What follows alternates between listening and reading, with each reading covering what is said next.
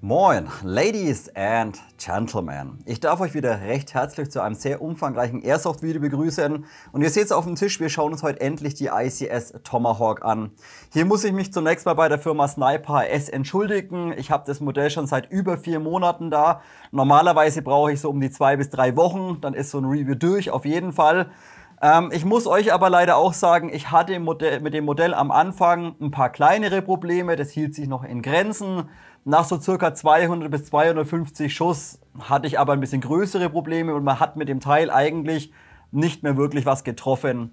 Dementsprechend habe ich persönlich leider ein bisschen das Interesse daran verloren und habe das Review oder das Video immer ein bisschen nach hinten geschoben letztendlich. Weil halt, wie gesagt, ich hatte einfach keinen Spaß mehr. Wir werden uns also ganz genau anschauen, womit ich zu kämpfen hatte. Denn gerade Thema Hop-Up wird heute ein sehr wichtiger Punkt. Da hat ICS ein bisschen Murks gemacht, meiner Meinung nach. Und auch über das Thema Magazin und Feeding müssen wir uns ebenfalls im Detail unterhalten. Zunächst aber mal, bevor es losgeht, wer sich technisch ein bisschen auskennt oder wer es im Vorfeld vielleicht auch mitbekommen hat, eigentlich ist die Tomahawk seitens ICS eine 30 von der Silverback SRS, bedeutet die ganze Abzugsmechanik hinten, Zylinderset, Aufbau von dem ganzen System, Grundgerüst ist 1:1 von der Silverback SRS einfach nur kopiert und nachgebaut. Also ihr habt hier letztendlich einfach nur eine Silverback mit einem anderen Schaft außenrum, das war's dann. Und ein bisschen fragwürdiges Magazin. Also Leute, wie gesagt, wenn ihr euch für das Modell interessiert, macht euch vielleicht ein Bierchen auf und los geht's.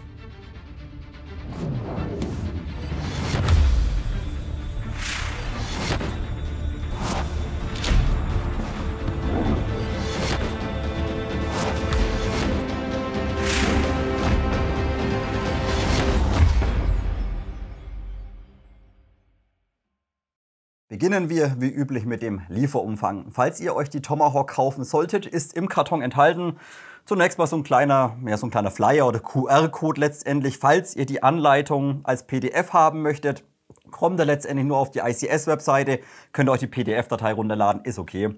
Dann Papierkram, war eine Anleitung dabei auf 4 DIN A4 Seiten und das ist auch ausreichend. Das ist jetzt zwar nicht fancy irgendwie gedruckt, sondern ein bisschen sparsamer, aber es sind alle relevanten Informationen mit drin.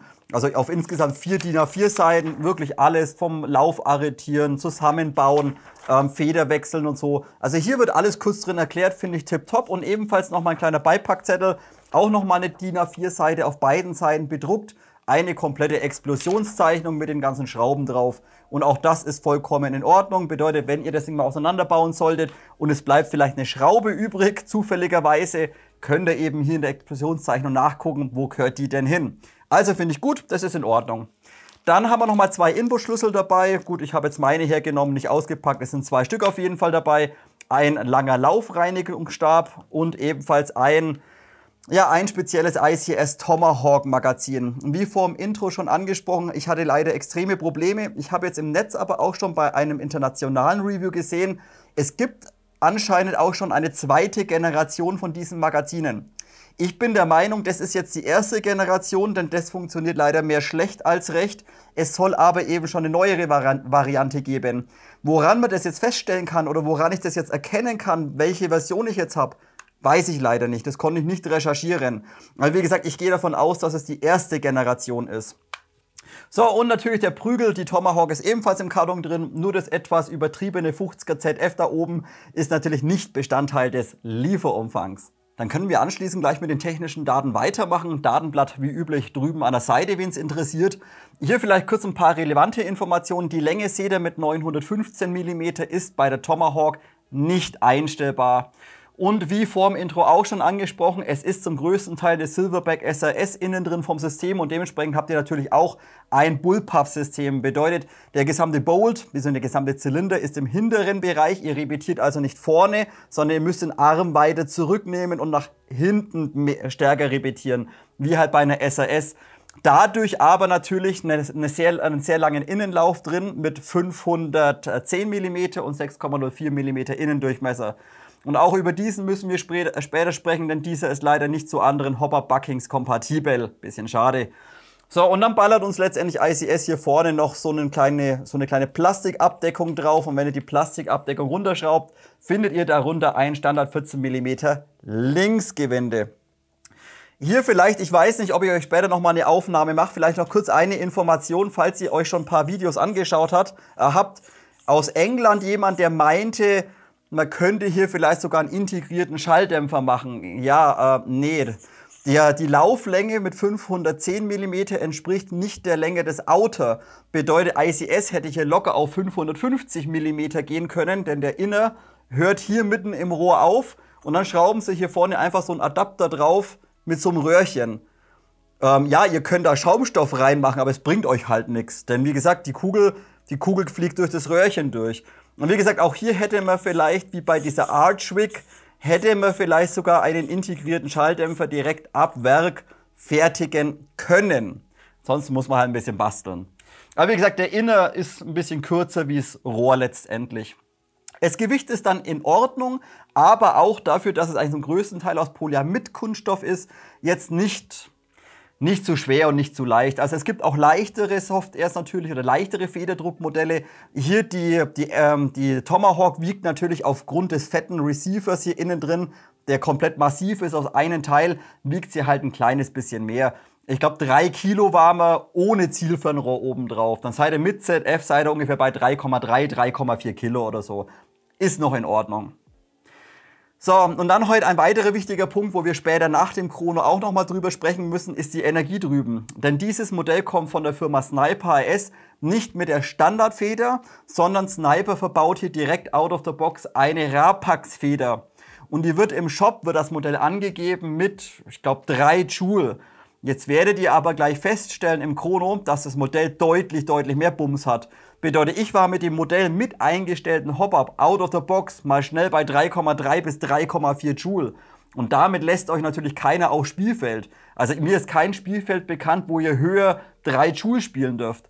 Also wie gesagt, hier mit 3,4 ein kleines bisschen zu viel Energie drin, muss ich sagen, out of the box. Aber wichtig für euch zu wissen, ich glaube, das ist sogar von Rapax, hat hier hinten auf dem Spring Guide nochmal 2 Spacer drauf. Bedeutet, ihr habt da nochmal 2 solche Stahlhülsen auf dem Spring Guide.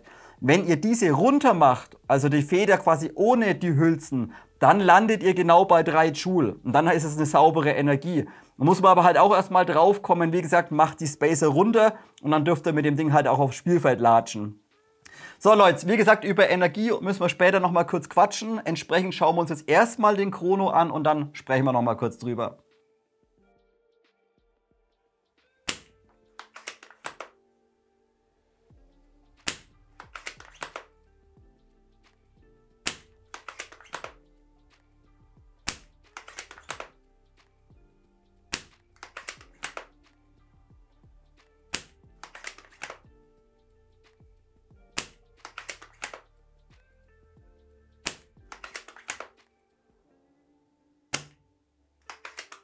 Feeding.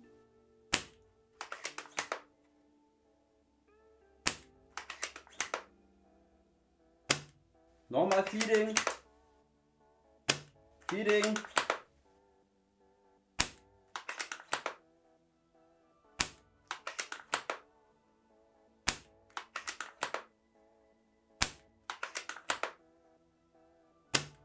Feeding.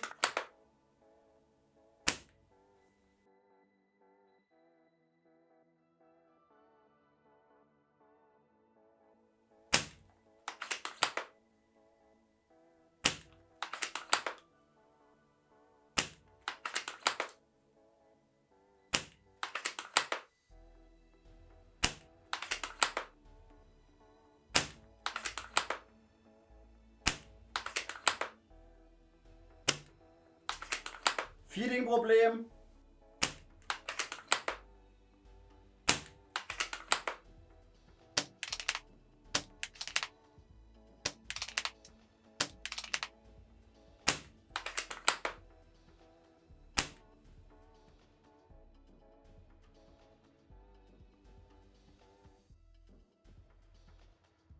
Nach dem Kronen hier jetzt mal eine ganz kurze Nahaufnahme, mit welchen Problemen ich immer zu kämpfen hatte, das ganze Review über. Und zwar, ihr könnt sehen bei dem Magazin, es sind noch BBs vorhanden, diese werden aber von der Feder nur nach vorne gedrückt. Bedeutet, die kommen hier unten, wenn der Schieber öffnet, die kommen einfach nicht raus. Auch wenn ihr das Magazin umdreht, Die kommen einfach nicht raus. Bedeutet, ich muss jedes Mal dann entweder ein bisschen klopfen, ja, so, jetzt ein bisschen klopfen und dann kommen sie wieder raus. Ich meine, das könnte noch ein Magazin von der ersten Generation sein. Da gibt's mittlerweile auch ein Update-Magazin. Ob das mit dem neueren Magazin dann aber besser ist, weiß ich leider aktuell nicht. Somit haken wir den Chronotest ab. Lasst uns also nochmal jetzt im Detail auf Thema Energieabgabe und vor allem auch Probleme eingehen. Ich werde später vielleicht ein bisschen was wiederholen nochmal bei den Internals, denn die habe ich schon vor 3 Wochen oder so aufgenommen. Dementsprechend bitte entschuldigt. Ich möchte euch aber jetzt ganz klar darstellen, warum das Modell leider, so wie es kommt, ein bisschen Probleme hat oder ein bisschen Probleme hatte. So, zunächst mal die Energie. Wie gesagt, Sniper macht eine andere Feder rein, eine Rapax-Feder, und dann hat das Modell halt mit Spacern 3,3 bis 3,4 Joule und ohne Spacer habt ihr genau 3 Joule, jeweils mit 0,45 Gramm BBs. So, und das ist natürlich wichtig zu wissen, denn warum sollte ich in der Sniper leichter spielen wie 0,45? Ergibt keinen Sinn, also muss man diese schweren BBs hernehmen. So, und jetzt kommen wir aber zu dem Problem. Wenn ihr das Modell, oder wo ich das Modell neu hatte und die ersten, sag ich mal, die ersten 100 Schuss rausgedrückt habe mit 0,45, dachte ich zuerst, hey, das funktioniert ja echt super, das Hop-Up, da können wir echt nicht meckern. Das passt. Hab mir schon notiert, ja, Hop-Up auf 92 Meter, alles gut, 0,45, schöne konstante Energieabgabe, passt. Hätte ich jetzt aufgehört, wäre das Ganze sehr positiv geworden. Ich habe aber noch mal ein paar mehr Kugeln durchgedrückt. Ich habe die letzten 0,45er aus dem Beutel rausgedrückt, so circa 200, 250 Schuss. Und leider ab circa 200, 220 Schuss hat das Hop-Up extrem abgebaut. Also wirklich extrem. Ohne dass man irgendwas eingestellt auf einmal nur noch auf vielleicht 60 Meter kommen oder sowas. Keinen sauberen Hop mehr, immer wieder nachjustieren müssen, immer wieder mehr Hop, mehr Hop, mehr Hop. Und da muss ich euch leider sagen, werdet ihr auch bei den Internals später sehen, nach rund 250 Schuss war dieses R-Hop-Bucking durch. Also es war komplett kaputt. Die Patchfläche unten entspricht keiner Patchfläche mehr, sondern das ist einfach nur noch eine Hügellandschaft. Da sind kleine Fetzen rausgerissen, der Gummi ist abgenudelt, abgerieben und das ist leider ein Problem. Da gibt es jetzt 2 Möglichkeiten oder 2 Theorien von mir. Die erste Theorie ist, dass das Modell einfach nicht für diese, oder das Hop-Up von ICS nicht für so hohe Energien konstruiert wurde. Bedeutet, ICS ist wahrscheinlich hergegangen, ja, irgendwie Joule-Limit vielleicht in Taiwan oder so und hat gesagt, ja gut, 0,45, okay, aber halt mit 1,5 bis maximal 1,6 Joule oder sowas. So, und jetzt ballern wir uns aber 3 Joule in das Teil rein und dann reißt ihr euch so schnell den Gummi kaputt, das glaubt ihr gar nicht. Also ich habe noch nie so schnell ein Hop-Up durchgerubbelt, muss man sagen. Auch die Umsetzung mit dem Tension, da müssen wir uns später anschauen. Auch das ist seitens ICS leider alles andere als gut konstruiert. Dementsprechend sehr viel Belastung auf das Bucking drauf. Und natürlich auch noch die Kompatibilität zu anderen Hop-Up-Buckings. Nicht ohne Wechsel des Laufes möglich, denn alles leider wieder relativ speziell. Also wie gesagt, behaltet es ein bisschen im Hinterkopf, wenn ihr so viel Energie auf Dauer spielen wollt, müsst ihr eigentlich nochmal einen anderen Lauf kaufen und ein anderes Bucking kaufen, denn das Originalsystem macht diese Energie mit 0,45 nicht lange mit. Wie gesagt, hier wirklich Probleme gehabt und dementsprechend dann auch irgendwo ein bisschen den Spaß an dem Modell verloren gehabt. Denn ich wollte jetzt auch nicht hergehen und gleich wieder alles rumtauschen, rumbasteln. Ich habe es zwar im Nachhinein jetzt gemacht, aber wie gesagt, ein bisschen schade, so schnell ist Bucking leider kaputt gegangen. Und wenn wir jetzt schon gerade beim Thema Energieabgabe sind, werde ich auch später bei den Internals nochmal beim Pisten ansprechen. Wer jetzt gleich wieder denkt, ja, ich kaufe mir das Modell und ich kaufe mir jetzt gleich einen besseren Pisten von ICS, wo ich das Gewicht einstellen kann, habe ich auch für euch kontrolliert und nachgemessen, bringt überhaupt nichts. Der Originalpisten hat 86 Gramm, 0,45 Gramm jeweils durchs Chrono, jeweils 20 Schuss. Und egal, ob ihr da jetzt 10 Gramm draufpackt, 20, 30 Gramm draufpackt, es macht von der Energie und von der Schwankung absolut null Unterschied. Ihr habt immer 2 Meter Differenz in der Energieabgabe drin, egal wie schwer der Pisten ist. Also auch hier muss man sagen, könnt ihr euch eigentlich das Geld sparen, um diesen Pisten da zu kaufen, diesen Tuning-Pisten. Lasst ein Original drin und fertig. Liegt vermutlich auch natürlich an der Kombination von der Rapax-Feder, welche Sniper hier einbaut.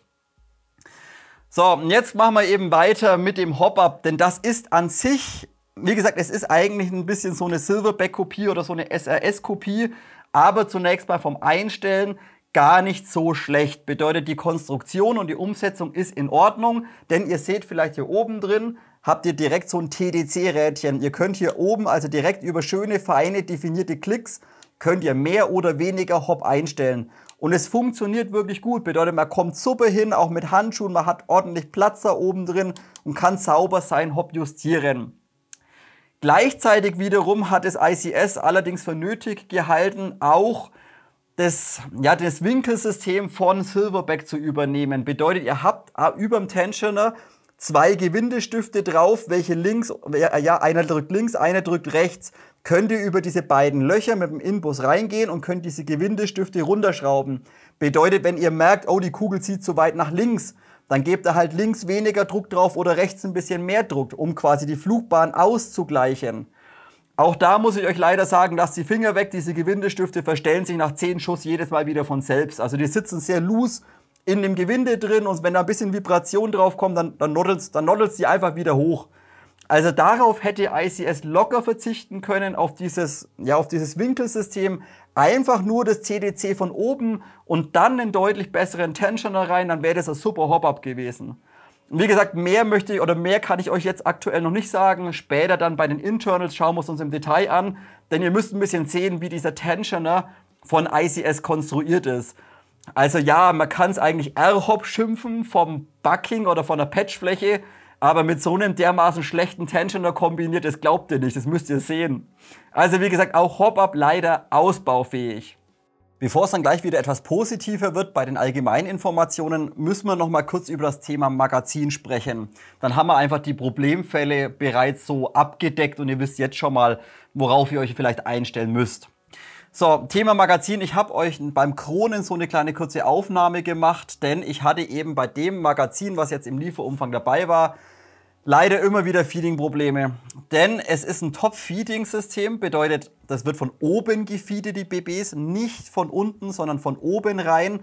Aber die Kugeln werden nicht immer rausgedrückt. Bedeutet auch, wenn ihr euch das Magazin anschaut, das ist auch sehr, naja, sage ich mal, umgesetzt, sieht nicht ganz so hübsch aus, denn es baut hier seitlich sehr stark raus. Und zum Lösen müsst ihr dann hier hinten den Knopf reindrücken und dann das Magazin zur Seite hin wegnehmen. Und letztendlich ist nur der obere Bereich ist für eure Kugeln zuständig und der ganze seitliche Block ist eigentlich nur eine Feder mit diesem Druckknopf. Also das hätte man vielleicht auch seitlich noch ein bisschen schlanker machen können. Das ist halt, ja, das baut zur Seite recht wulstig raus. Finde ich jetzt optisch nicht ganz so schön. Aber wie gesagt, die BBs bleiben teilweise einfach drin hängen und kommen nicht mehr raus. Bedeutet, ich musste dann immer mal wieder ein bisschen draufklopfen oder aber auch, was man auch gehört hat, dann legt man es ein, dann schießt man, dann repetiert man und durchs Repetieren, wenn ihr hinten dagegen schlagt und die Waffe so einen leichten Schlag kriegt, so eine Vibration bekommt, auch dann hört man aber so ein Drrrt, dass die Kugeln einfach wieder nachrutschen. Also wie gesagt, das Magazin war leider vom Feeding her alles andere als gut und hat immer wieder Probleme gemacht. Jetzt habe ich euch ja vorhin auch schon angesprochen, ich habe im Netz schon gesehen bei einem Video, es soll angeblich auch eine zweite Generation geben, die anscheinend besser feeden soll. Welche das jetzt ist, weiß ich nicht. Daher es nicht funktioniert, gehe ich davon aus, dass es die erste Generation ist. Schaut also, wenn ihr euch Magazine kauft, dass ihr welche bekommt in der zweiten Generation. Ansonsten müsst ihr vermutlich mit Feeding-Problemen zurechtkommen. Also hier, wie gesagt, die Umsetzung ist jetzt, naja, das Design ist ein bisschen, naja, und halt Feeding in der Generation 1 leider, ja, teilweise nicht vorhanden. Nennen wir es einfach mal so. So, und der nächste Punkt ist dann auch vom Einlegen sehr fragwürdig, denn ihr müsst, oder was heißt fragwürdig nicht, ihr müsst euch halt ein bisschen daran gewöhnen, dass ihr das Magazin hier zur Seite einlegt, den Knopf reindrücken, seitlich rein, Knopf loslassen und dann hängt es halt hier seitlich dran. Die Arretierung ist letztendlich nur so ein, ja, hier innen drin so ein ganz kleiner, dünner ABS-Zapfen, der an so einem kleinen Stahlblech arretiert. Also geht mal davon aus, dass wenn ihr da mal irgendwie einen Schlag drauf bekommt oder irgendwas, dass vielleicht der ABS-Kunststoffzapfen innen drin vielleicht sogar abbrechen könnte. Wie gesagt, hängt wirklich nur an relativ wenig Material, das ganze Magazin.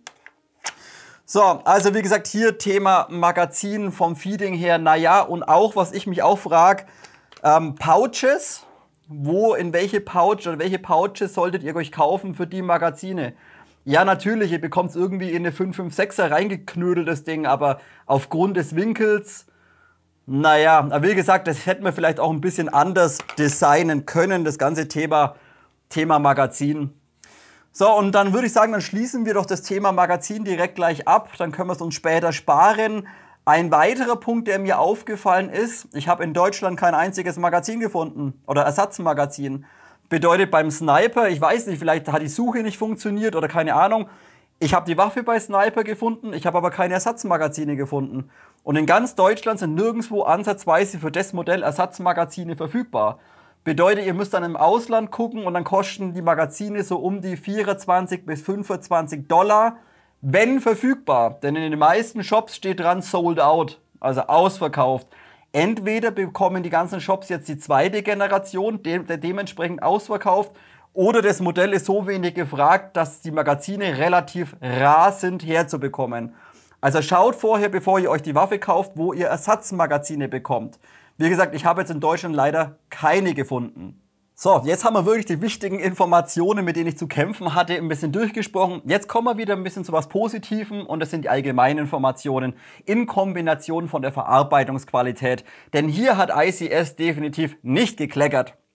So, wenn ihr euch das Modell anschaut, wie vorhin schon angesprochen, es ist letztendlich eine Kopie von der SRS mit einem anderen Schaft dran. Ganz normales Bullpup-Federdruckmodell, ausreichend Energie, gute Lauflänge drin und auch vom Hop-Up-Einstand, das funktioniert. Was ebenfalls kopiert wurde, ist dieses Laufarretierungssystem. Bedeutet, wenn ihr das Ding in einem Koffer verstauen möchtet für den Transport und ihr habt jetzt einen etwas zu kleinen Koffer, könnt ihr auch das gesamte Rohr komplett aus dem Schaft entnehmen. Dafür habt ihr hier seitlich, hier unten, habt ihr zwei Zylinderkopfschrauben drin. Hier schreibt ICS sogar drüber maximal 5 Newton zum Anziehen. Naja, jeder hat wahrscheinlich einen Drehmomentschlüssel auf dem Spielfeld dabei. Das ist halt Quatsch, zieht's handfest zu und gut ist, also nicht übertreiben. Wie gesagt, die beiden müsst ihr lösen, dann habt ihr ebenfalls hier hinten noch so eine kleine gerändelte Schraube und die dreht ihr dann letztendlich hoch auf Unlock. So, bedeutet, wir gehen her, drehen uns die hoch, dann macht's Klick und dann könnt ihr das gesamte Rohr aus dem System entnehmen. Achtet drauf, der Hop muss auf 0 sein. Bedeutet, euer TDC-Rädchen müsst ihr komplett wieder hochschrauben.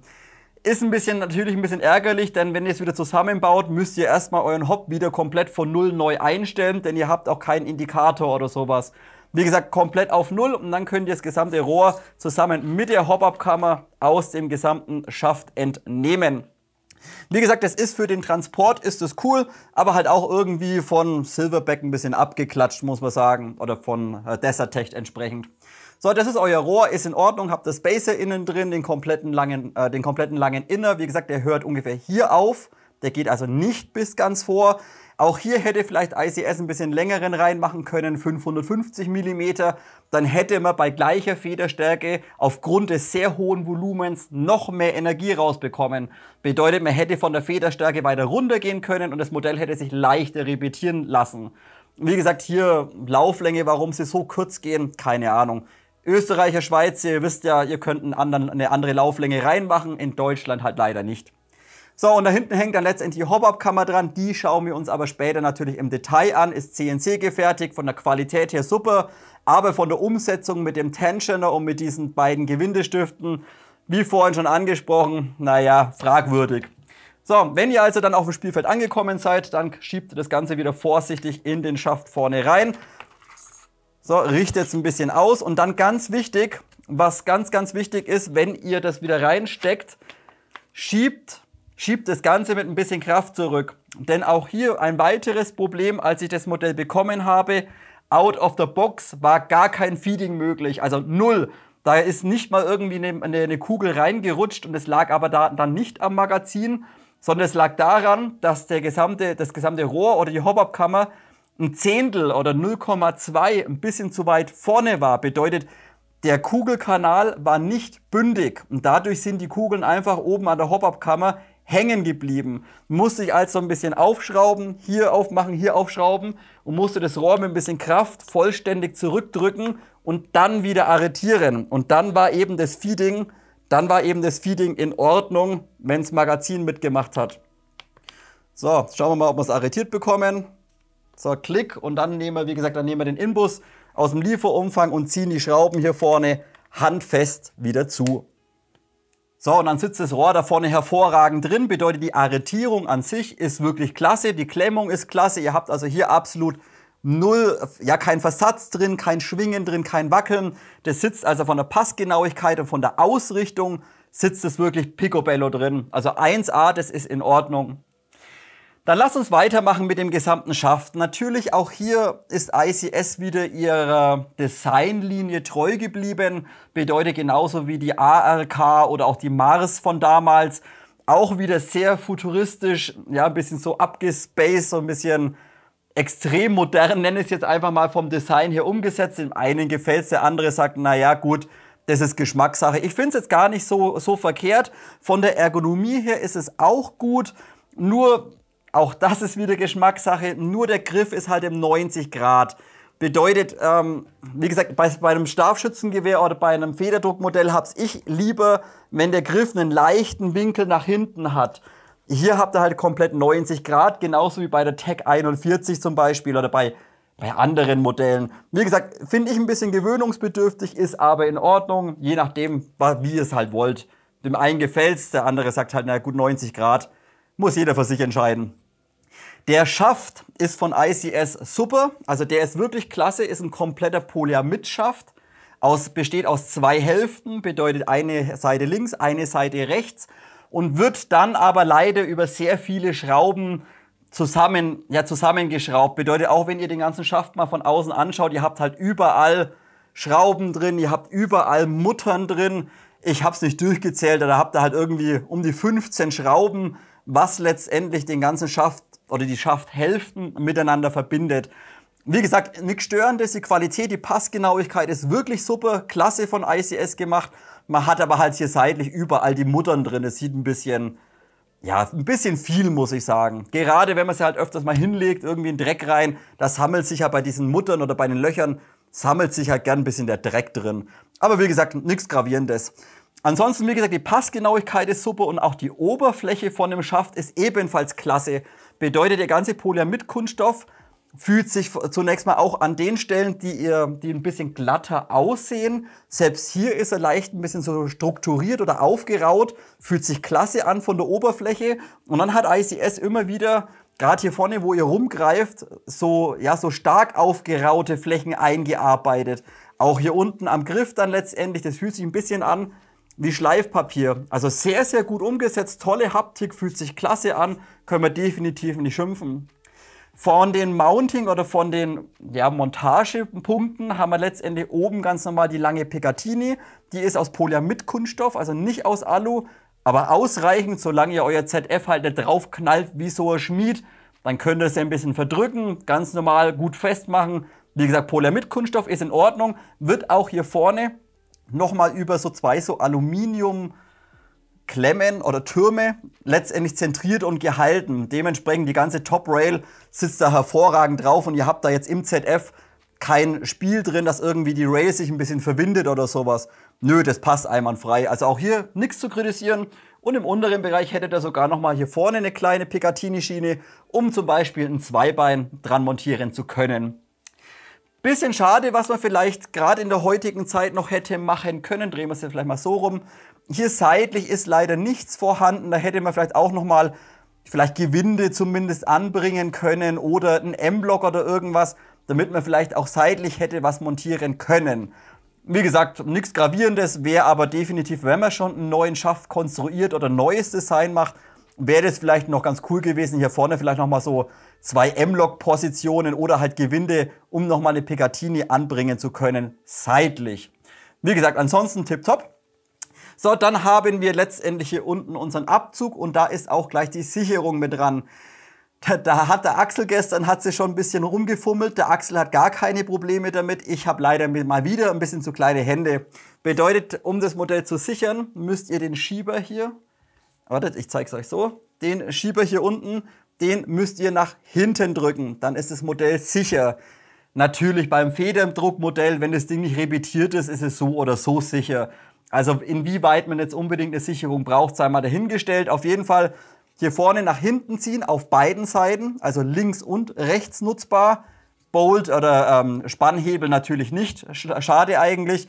Und dann letztendlich nach vorne drücken, dann ist das Ding wieder scharf. So, und ihr seht schon, für meine Handgröße, ich komme nicht hin. Also mein Ding ist zu kurz letztendlich. Bedeutet, ich muss dann rumgehen vom Radius her mit der Hand und muss dann nach hinten drücken, damit das Ding sicher ist. Zum Endsichern komme ich wieder hin und kann es letztendlich entsichern. Aber wie gesagt, ich bin ja nicht der Größte, dementsprechend, wer ein bisschen längere Finger hat, wie gesagt, beim Axel funktioniert es wunderbar, der hat da keine Probleme. So, und jetzt kommen wir zu einem weiteren Punkt und das ist eben auch das Abzugssystem und innen drin auch mit der Sear letztendlich. Denn das ist eben auch 1:1 von Silverback übernommen und da haben sie das gleiche Problem leider mit übernommen. So, wie soll ich euch das beschreiben? Wir schauen uns das vielleicht bei den Internals später nochmal im Detail an, aber ich gehe schon mal darauf ein. Der Abzug bei dem Modell ist relativ lang. Bedeutet, ihr habt jetzt nicht diesen Druckpunkt, ihr überdrückt, zack, Schuss löst. Nein, ihr zieht den Abzug und dann kommt ihr irgendwann zu einem Punkt, wo es schwer geht und dann zieht ihr und zieht ihr und zieht ihr und zieht ihr und zieht ihr und irgendwann bricht dann der Schuss. Und das ist eben genauso wie bei der SAS. Denn auch ICS zieht euch letztendlich vom Abzug hier unten unter dem Receiver eine Stahlstange nach hinten zum Sear. Und wenn ihr gerade bei dieser 3 Joule Feder, wenn ihr dann drückt, dann dehnt ihr sozusagen erstmal die Stange, die verbiegt sich dann ein kleines bisschen, bis die Kraft übertragen wird. Dann fängt der Sear noch an, sich zu bewegen und dadurch wird einfach der Abzug ein bisschen länger. Also da finde ich zum Beispiel die Abzugssysteme bei anderen Federdruckmodellen, sei es jetzt so Bulltrick zum Beispiel von der VSR oder halt auch die von der Mod 24 von Modify oder von der Scout, die finde ich da ein bisschen schöner. Da habt ihr nicht dieses lange drin. Und wie gesagt, hier ein bisschen schade, kommt aber natürlich immer darauf an, was für eine Federstärke ihr drin habt. Je höher die Federstärke, desto länger wird der Abzug, denn desto stärker verbiegt sich eigentlich die Stange unten drin. So, und dann eben der nächste Punkt, was ich schon angesprochen habe, was sie leider von Silverback entsprechend übernommen haben. Ihr habt auch wieder den ganz normalen Repetierweg. Der geht sogar dafür, dass das Ding ein Volumen von 4:1 drin hat. Fast ein bisschen schwer, muss ich sagen. Also da gehen andere Modelle, gehen bei so viel Energie teilweise sogar leichter zum Spannen. Und gleichzeitig aber auch habt ihr wieder hinten den Druckpunkt drin, den ihr überdrücken müsst. Bedeutet, der Sear hinten wird jetzt nicht vom Piston der Sear ist sozusagen nicht gelagert, nicht gefedert, sondern ihr zieht den gesamten Piston oder Zylinder zurück, bis ihr an die Kante vom Sear kommt und dann müsst ihr diese Kante überdrücken. Und das ist halt genauso wie bei einer SAS, das ist ein bisschen, ich finde es einfach nicht schön. Ich versuche es euch mal zu demonstrieren. Bedeutet, ihr repetiert ganz normal, Kammerstängel nach oben, zieht nach hinten und dann merkt ihr hier hinten, so einen Punkt. Und dann müsst ihr ungefähr nochmal so 10 bis 20% mehr Kraft aufwenden, um diesen Punkt zu überwinden.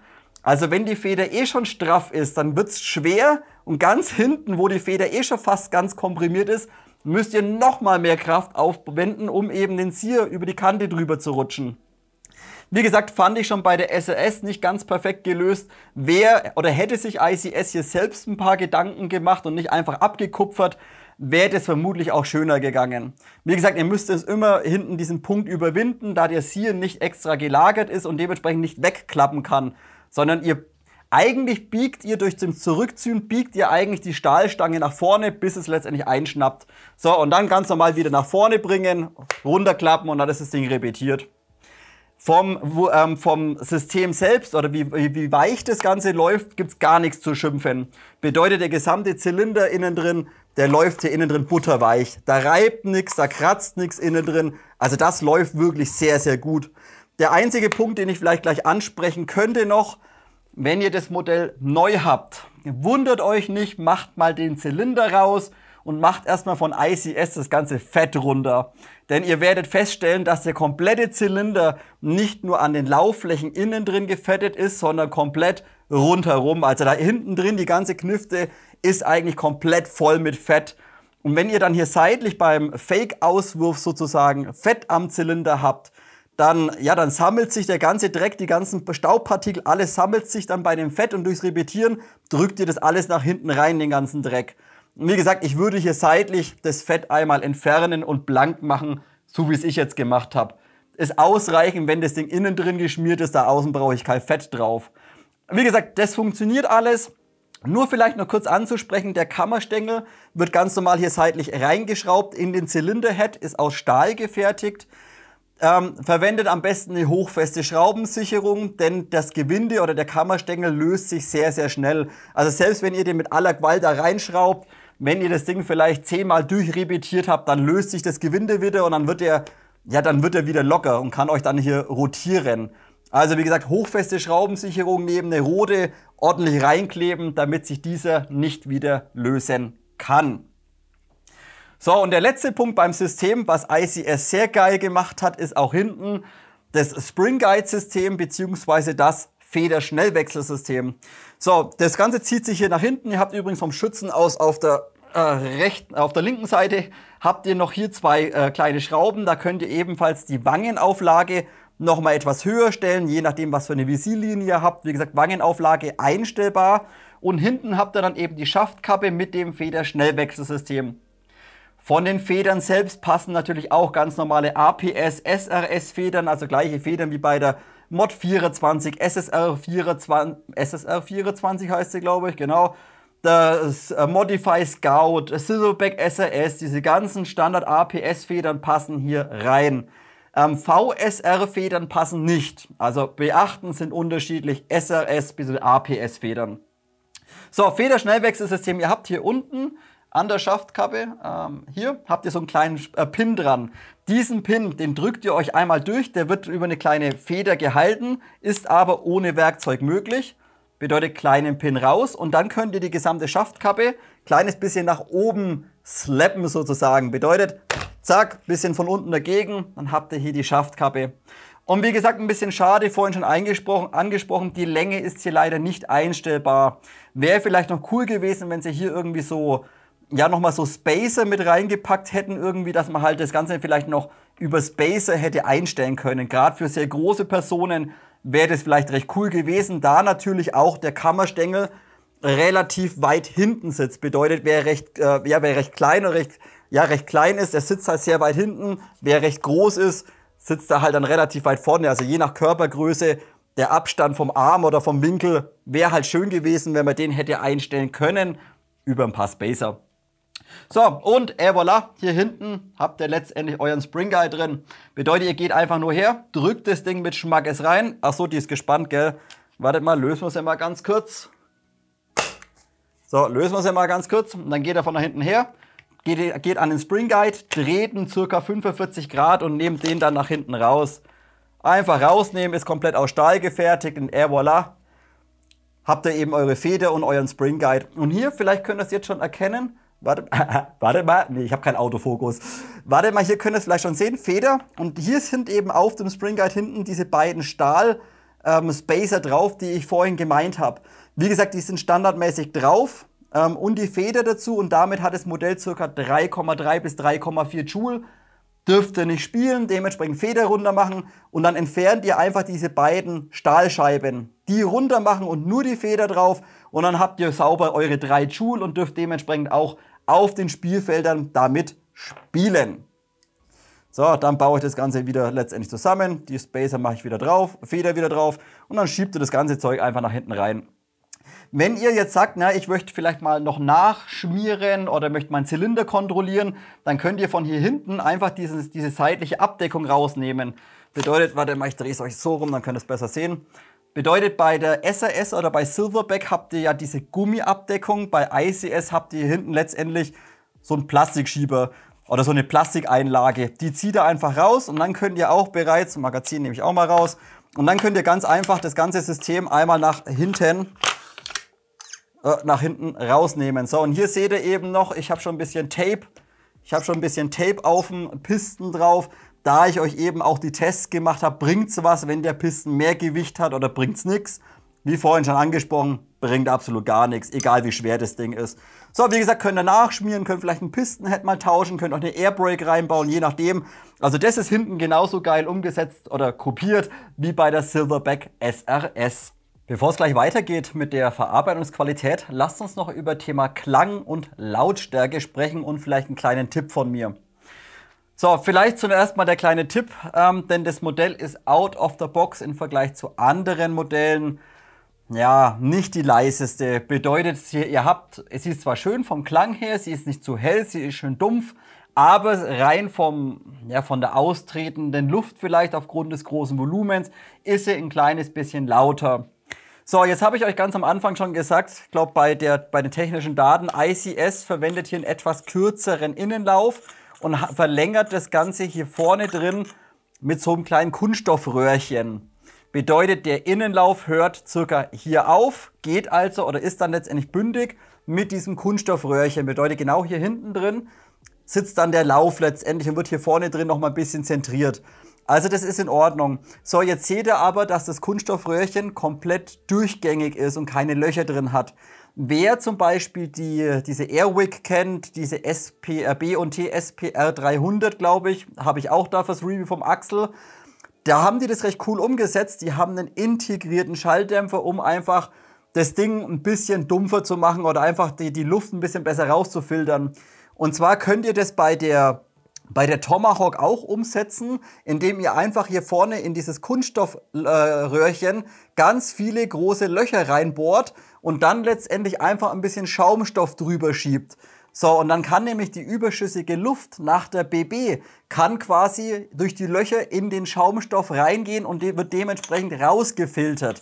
Dann hättet ihr zum Beispiel eine integrierte Schalldämpfer-Attrappe. Ich vergleiche das nicht mit dem Real-Steel-Bereich, es ist immer noch eine Airsoft, aber dadurch wird das Modell einfach ein bisschen leiser. Wie gesagt, wäre auch hier mit ein bisschen Basteln sehr schnell zum Umsetzen. Ansonsten wem das Ding zu kurz ist, ihr könnt natürlich hier vorne Standard 14 mm Linksgewinde, könnt ihr halt nochmal Schalldämpfer-Attrappe vorne noch mit draufschrauben. Dann wird sie aber wieder ein bisschen länger. Also ich persönlich würde die interne Variante bevorzugen. So, dann hören wir sie uns mal an, wenn sie feedet. Schauen wir mal. Hört ihr übrigens hier? Das meine ich. Das Magazin ist beladen und trotzdem fehlt hier irgendwie die Federspannung. Also das ist, wie gesagt, wir probieren es mal, ob es feedet. Vielleicht haben wir ja Glück.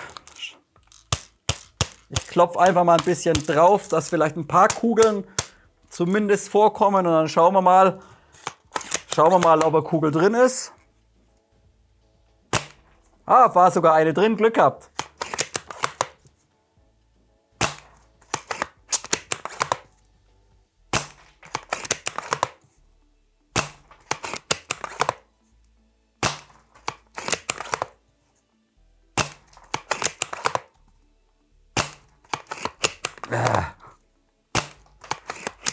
Und ihr merkt's beim Repetieren, mich stört dieser Druckpunkt hinten, stört mich unheimlich. Bedeutet, ihr habt das so schön smooth laufenden Zylinder, lässt sich so schön repetieren und aufziehen. Und ganz hinten wird es so hart, dass ihr diesen Punkt nochmal überdrückt. Vorhin schon kurz angesprochen, für mich ist es nix. Wie gesagt, bisschen störend. So, ihr habt jetzt gerade gehört, das Modell ist nicht das leiseste, aber natürlich ist es relativ viel Energie drin. Das sind jetzt auch die Spacer mit drauf, bedeutet 3,3, 3,4 Joule. Und natürlich, je stärker eine Feder ist, desto lauter wird eine Airsoft. Ist ja im SAEG-Bereich letztendlich nichts anderes. Aber wie gesagt, ein kleiner Tipp von mir, oder ich würde mir hier vorne so einen integrierten Schaumstoff-Schalldämpfer ein bisschen reinmachen, damit es einfach noch ein bisschen leiser wird hier vorne raus. Und wer möchte, könnte sogar von ICS sich noch den anderen Piston-Head kaufen mit der mittelgroßen Airbrake, damit ihr auch den Aufprall vom Zylinder-Head bzw. vom Piston-Head rauspuffern könnt. Dann baut sich quasi so ein kleines Luftpolster auf und das Ding schlägt halt nicht ungebremst auf dem Zylinder-Head auf. Sehe ich auch hier bei dem Modell aufgrund des sehr hohen Volumens kein Problem drin, eine Airbrake zu verbauen, denn wie gesagt, wir haben hier ein Verhältnis von 4:1, bedeutet, wir haben Unmengen viel Luft da hinten im Zylinder drin und selbst wenn ihr da eine Airbrake noch mit reinpackt, dann habt ihr halt vielleicht bloß noch 3,5:1 oder 3,6:1. Das langt euch für 0,45 Gramm, langt euch das immer noch locker aus. Also wie gesagt, es ist definitiv optimierbar beim Thema Klang, kann man schnell ein bisschen was machen dran. Lass uns weitermachen mit der Verarbeitungsqualität und den Materialien. Das meiste habe ich zwar vorhin schon kurz angesprochen. Wir schauen uns das ein oder andere Detail noch kurz in der Nahaufnahme an. So, das gesamte Rohr vorhin schon angesprochen, ist aus Aluminium gefertigt, einteilig bis zur Hop-Up-Kammer drin und das sitzt hier vorne wirklich hervorragend drin. Es wird auch im Schaft über mehrere solcher Stege innen drin quasi geführt und gehalten und hat entsprechend absolut kein Spiel da drin. Also wenn ihr diese zwei Klemmschrauben unten zumacht, sitzt es wirklich hervorragend und schön gerade im System drin. Klasse gemacht. Dann da vorne, das habe ich euch schon gezeigt, vorne habt ihr ein ganz normales 14 mm Linksgewinde, so Plastikabdeckung und dann halt eben das Röhrchen nach innen rein, wo ihr eben ummodden könnt zu einem integrierten Schalldämpfer, wenn man es im Airsoft so nennen möchte. So, worauf ich heute ganz besonders bei der Verarbeitungsqualität hinweisen möchte, das ist die gesamte Schaftung bzw. der gesamte Schaft. Ja, ihr habt wirklich sehr viele Schrauben drin, sehr viele Muttern, aber die Qualität von dem Schaft und die Oberfläche ist ICS wirklich mehr als gelungen. Bedeutet auch hier von der Materialzusammensetzung von dem PA-Kunststoff mit Glasfaseranteil einfach wunderbar. Bedeutet nicht zu viele Fasern drin, schön gleichmäßig ausgespritzt in der Form. Dementsprechend habt ihr nicht irgendwo so Fasern sichtbar. Also das ist wirklich auf einem extrem hohen Niveau. Und auch die Passgenauigkeit, wie gesagt, wenn ihr es dann mal zusammenschraubt oder hier unten mal herschaut, das ist wirklich klasse. Ihr könnt hier mit dem Finger überall drüber fahren. Ihr habt keine super scharfen Stellen oder sowas. Nichts, was super mega daneben ist. Das passt einfach wunderbar. Und dann eben auch, was sie schön gemacht haben in der Kunststoffform, auch diese Griffflächen letztendlich, wo man meistens die Hand hat, sind nochmal extra gröber strukturiert wie der Rest von dem Schaft. Und es fühlt sich einfach von der Oberfläche, von der Haptik, fühlt sich das einfach hervorragend an. Also qualitativ vom Schaft wirklich sehr, sehr gut umgesetzt seitens ICS. Dann, wie vorhin schon kurz angesprochen, die gesamte Picatinny-Schiene oder Pic-Rail obendrauf ist ebenfalls aus Kunststoff, also auch aus Polyamid, wird aber auch hier, ihr seht es im oberen Bereich, über sehr viele Positionen letztendlich mit dem Schaft bzw. mit dem System verbunden. Und auch hier vorne, wo sie quasi über dem Rohr drüber steht, habt ihr dann hier nochmal so Aluminiumflügel dran quasi, die mit dem Schaft dann vorne verschraubt sind. Und da bewegt sich halt einfach gar nichts. Also auch wenn ihr schwerere Visiere verwendet oder schwere Zielfernrohre verwendet, das ist jetzt nicht so, dass irgendwie der Polyamid-Kunststoff nachgeben kann und dann wackelt euch da oben SZF minimals ein bisschen rum. Gar nichts. Also das ist wirklich super umgesetzt, passgenau umgesetzt. Auch hier wirklich klasse gemacht von ICS. Dann findet ihr vom Schützenhaus auf der rechten Seite hier diesen Locking Bolt. Das ist letztendlich auch so ein halber Pin letztendlich. Wenn ihr diesen quasi dreht, wird das Rohr sozusagen freigegeben innen drin. Läuft genauso ab wie bei anderen Modellen letztendlich auch. Wie gesagt, den könnt ihr auch mit der Hand benutzen, braucht also hier nicht unbedingt einen Schlitzschraubendreher. Dann könnt ihr noch mal kurz im Detail hier oben eben das TDC-Rädchen sehen. Das ist hier wunderschön unter der Pic-Rail integriert. Außenrum schön gerändelt oder so geschlitzt letztendlich. Hat einen schönen Griff und dann könnt ihr ganz fein hier oben euren Hop einstellen. Und es funktioniert halt ganz, ganz fein über Klicks. Also nicht so grob, dass ihr gleich direkt pro Klick irgendwie, ja, keine Ahnung, das Rädchen einen Millimeter weiter dreht, sondern es geht wirklich extrem, extrem fein und präzise zum Einstellen. Und wie gesagt, hätte ICS die Hop-Up-Kammer besser konstruiert und den Tensioner besser konstruiert und vielleicht ein besseres Bucking, dann wäre das mit dem TDC-System hier oben wirklich eine super Sache. Denn hier lässt sich der Hop extrem fein und präzise justieren. Wie gesagt, klasse vom Einstellen selbst. Hop-Up vorhin schon kurz angesprochen, nicht der Bringer.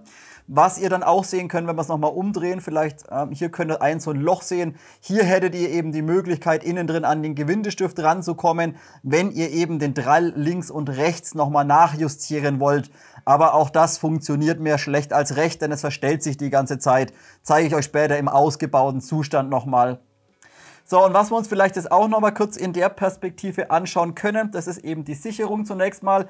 Wie gesagt, hier ist mein Finger einfach leider ein bisschen zu kurz dafür. Habt ihr ein bisschen größere Hände oder einen längeren Finger, könnt ihr hier vorne hingreifen. Nach hinten zieht, ist das Ding einmal gesichert. Drückt das nach vorne, ist das Teil wieder scharf. Wie gesagt, braucht man halt ein bisschen längeren Finger. Aber wie vorhin auch schon angesprochen, ist das Ding nicht gespannt und nicht repetiert, dann braucht man auch eine wirkliche Sicherung bei einem Federdruckmodell. Gut, dann, was wir uns vielleicht auch noch anschauen können, das ist eben jetzt hier der Spannhebel. Oder beziehungsweise, wartet mal, ja, jetzt da. Hier, das ist eben dann hier der Spannhebel, wie vorhin schon angesprochen. Aufpassen, oder Kammerstängel, aufpassen, der löst sich gerne. Vorhin schon kurz angesprochen, schaut, den könnt ihr hier einfach reinschrauben, ist ein Gewinde. Schraubt ihn einmal raus, macht eine hochfeste Schraubensicherung drauf, gnellt ihn anständig fest. Ansonsten, wenn ihr da 20 Mal repetiert habt, je nachdem wie ihr repetiert, aber dann löst sich gerne mal das Gewinde wieder. Und dann, ja, dann ist er lose. Wie gesagt, am besten, oder im besten Fall einmal festschrauben. So, und dann können wir uns eben noch kurz den Abzug anschauen in der Nahaufnahme. Hier möchte ich euch nur mal kurz zeigen, noch mal kurz mit dem Repetieren. Es geht jetzt gerade vor der Kamera bloß ziemlich bescheiden, denn da braucht man relativ viel Kraft. Zum Repetieren, wie gesagt, Kammerstängel ganz normal hoch. Der ist hier vorne relativ straff. Ihr habt aber auch kein Klicken oder so drin. Kennt ihr von anderen Federdruckmodellen, wenn ihr den Kammerstängel runterdrückt, dann macht es meistens nochmal Klick oder nach oben Klick. Ist ja nicht der Fall, also der läuft komplett frei. So, und dann repetiert ihr also mit relativ viel Kraft, und wenn ihr dann kurz vor Anschlag hinten seid, braucht ihr einfach noch mal mehr Power, um einfach den Pisten über den Sear drüber zu bekommen. Schauen wir mal, wie wir das irgendwie vor der Kamera jetzt am besten hinbekommen. Bedeutet, ihr könnt es nicht sehen, oder? Warte mal, vielleicht kann ich es irgendwie so machen. Bedeutet, wir ziehen, geht relativ straff, und dann ganz hinten müssen wir nochmal reißen, damit wir über den Sear einmal drüber kommen. Wie gesagt, finde ich jetzt von der Umsetzung, vom System her nicht ganz so schön gelöst. Und dadurch resultiert auch aufgrund des Systems, eben auch der etwas längere Abzug. Bedeutet, wenn der herschaut, ihr habt hier zwar kein Spiel drin, ihr seid hier also direkt quasi am Sear dran, aber ihr müsst dennoch ziehen, und irgendwann bricht halt dann mal der Schuss. Der Abzug wird also je nach Federstärke wird er ein kleines bisschen länger. Ich zeige es euch noch mal ganz kurz. Wir ziehen, wird immer straffer, und dann löst sich irgendwann der Schuss. Wie gesagt, der könnte ein bisschen mehr crisp sein. Das kennt ihr zum Beispiel bei den VSR-Modellen mit der Bulltrick-Abzugsgruppe oder auch die Abzugsgruppe von Modify in der Scout. Da habt ihr einfach einen schönen Punkt. Zack, das ist mehr, wie soll ich sagen, der ist ein bisschen definierter, wie jetzt bei dem System, ist letztendlich 1:1 identisch wie bei der Silverback, bei der SRS. Und abschließend sprechen wir letztendlich nur noch kurz über das Magazin. Vorhin schon gesehen, das baut hier vom Schützen aus auf der linken Seite relativ weit raus. Ich finde, das bricht ein bisschen das Design von der Knifte. Den Schaft und alles haben sie wirklich schön umgesetzt, sieht auch sehr modern aus, also ich finde es sehr stimmig. Nur das Magazin, der Kasten dann daraus, ich weiß jetzt nicht. Wie gesagt, muss einem gefallen. Zum Lösen habt ihr dann hier diesen großen ABS-Knopf, diesen Plastikknopf. Drückt ihr einmal rein, so, ich kann es vor der Kamera wieder nicht zeigen. Drückt ihr einmal rein, und dann zieht ihr das Magazin zur Seite hinweg. Und wie gesagt, die Arretierung ist dann letztendlich nur dieser ABS-Kunststoff-Nupsi hier innen drin, also der hier. Der arretiert dann hier innen drin an dem kleinen, dünnen Stahlblech. Wie gesagt, da hält das ganze Magazin. Dementsprechend, wenn da mal ein bisschen Last drauf kommt oder ein Schlag drauf kommt, kann es passieren, dass sich eben der Plastik-Nupsi da innen drin, hier dass sich der eventuell recht schnell verschleißt oder vielleicht sogar irgendwann mal abbricht. Ansonsten Thema Magazin, wie gesagt, vorhin schon genug darüber ausgelassen.